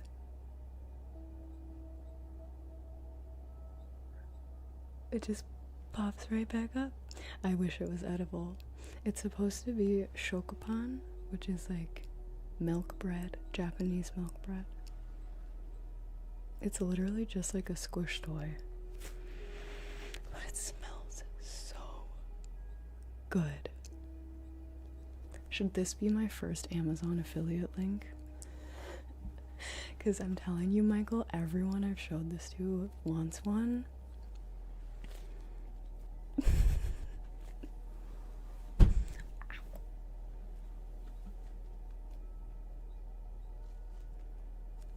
It's so soft. It's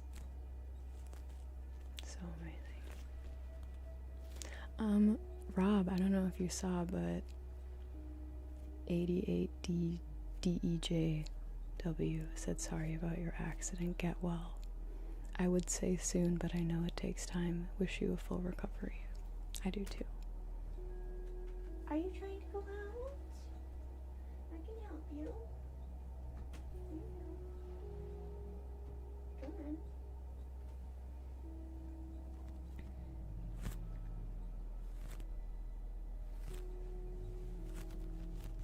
Oh, thank you.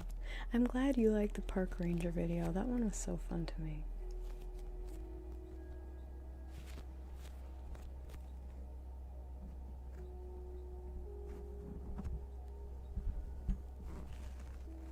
I was really hoping that would have more of a sound. Let me take this off.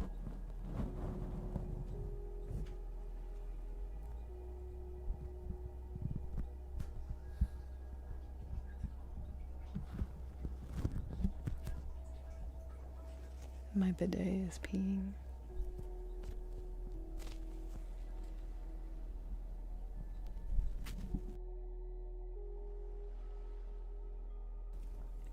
Hello. Hello. Sorry.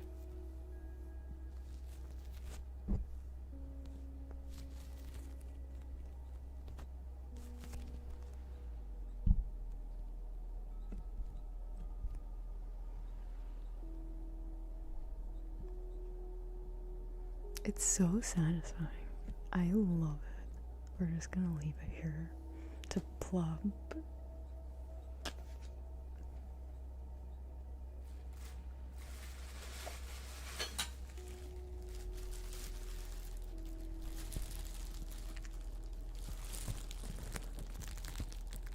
No.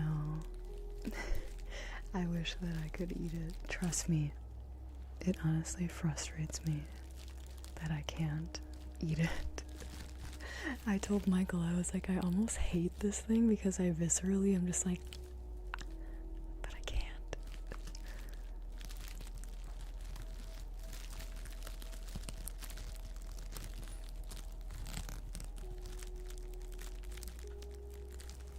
I hear someone being mischievous out there.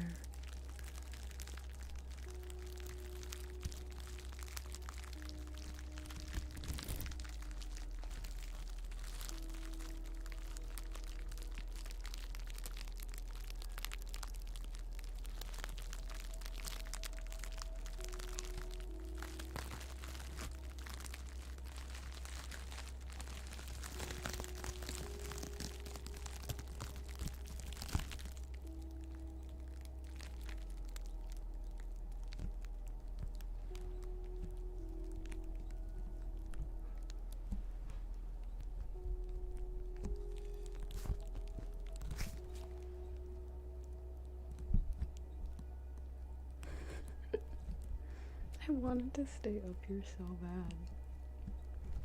But it's so squishy. It won't stay put. Just set it here. I gotta squish it first.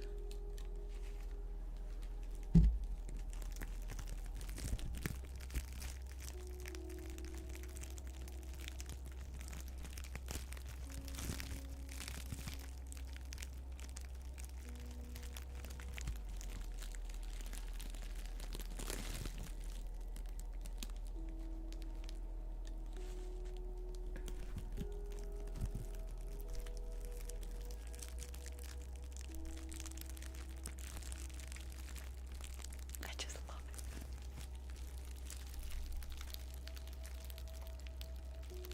Aw, nice.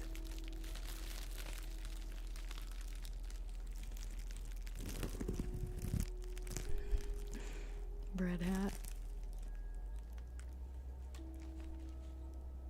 What if I used this as like a trigger timer whenever it's fully plumped up? We're done.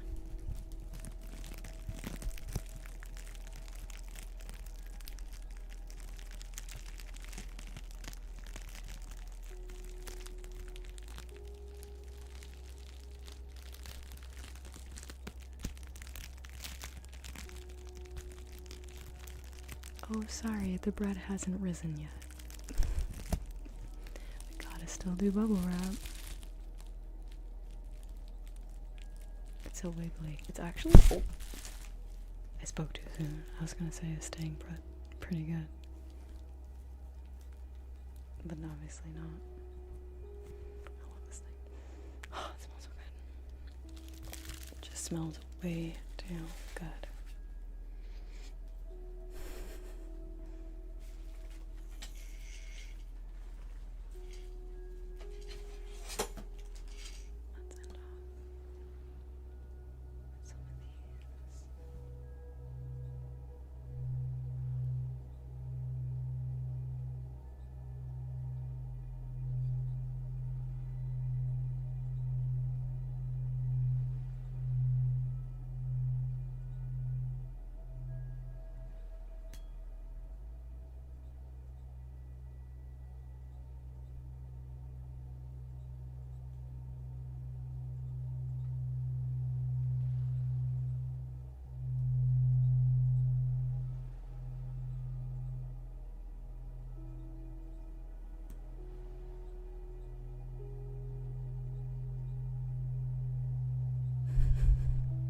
that's true.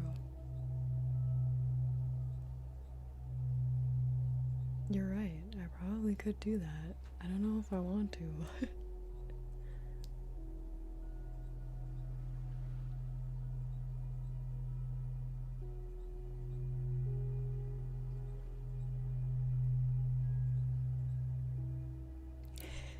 Okay. Yeah, you gotta see if the teeth mark will fill in.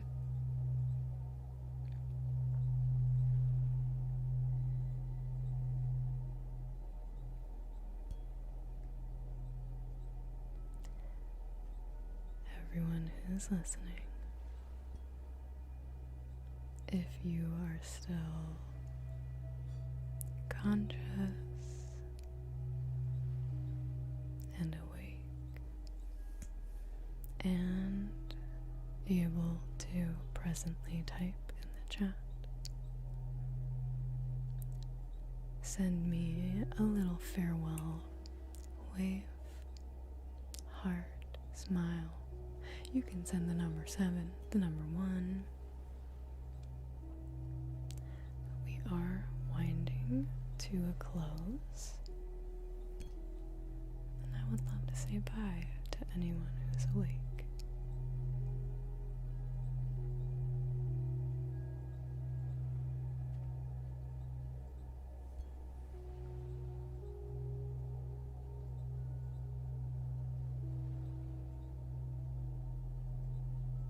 Thank you all for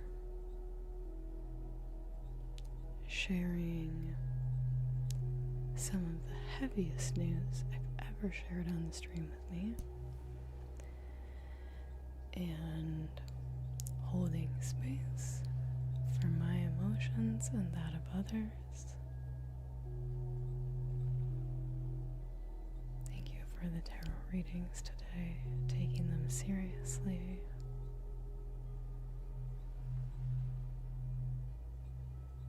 Thank you for your kind words to other members of the community. Thank you for your kind words towards yourself as you move forward today, either to go to sleep or whatever comes next. I hope that you can carry with you this feeling of community that we've created here today, a feeling of support from people external to you, even far away, and an inner sense of excitement for the daily potential to become an even fuller, freer, and brighter version of your authentic self, for the sake of your happiness, but also that of those around you, who will get to experience you in all of your bright light and fullness. Such a blessing.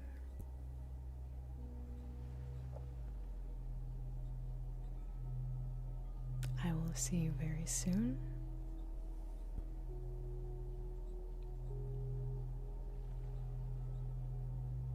If you would like to receive real-time updates on the stream schedules and video releases, I would highly recommend that you join our Discord channel.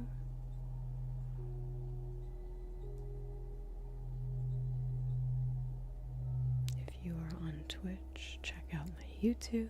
Got tons of long-form videos, over an hour, most of them.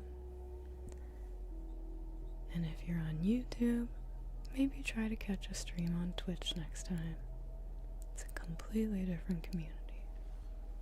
But we always try to merge the two.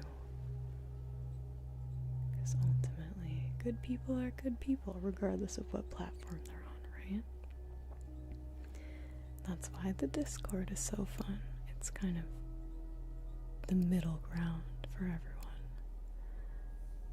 to converse, share stories, photos, updates within the community. It's a fun place to be a part of, and I hope that you'll join. With all of that being said, we're going to take a few deep breaths as the audio begins to fade away, getting quieter. Your awareness starts to shift inside of yourself versus externally. And as the music and my voice fades, just contemplate anything that you took from the stream today, anything you would like to carry with you.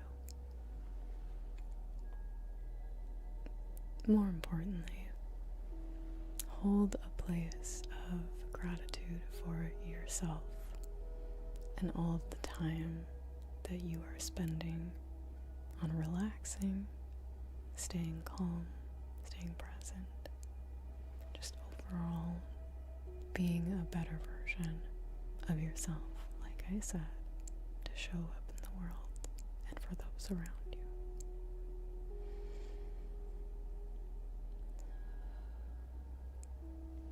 Becoming aware of your breath.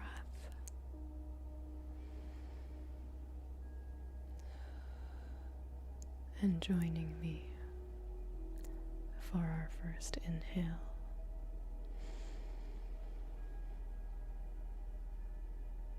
And exhale.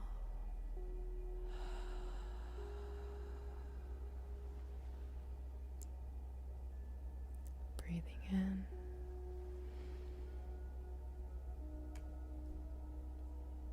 And breathing out.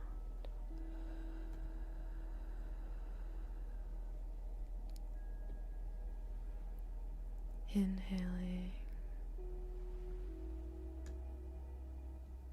and exhaling.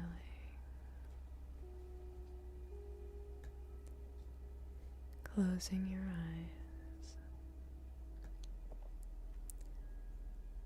Sinking deeper into relaxation with each breath.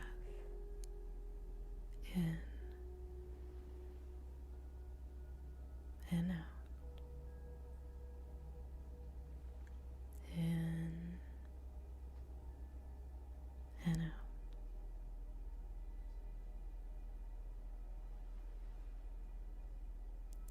Continuing to breathe. Listening as my voice fades into the back. Good night. Sweet dreams. And I'll see you next time. Inhale.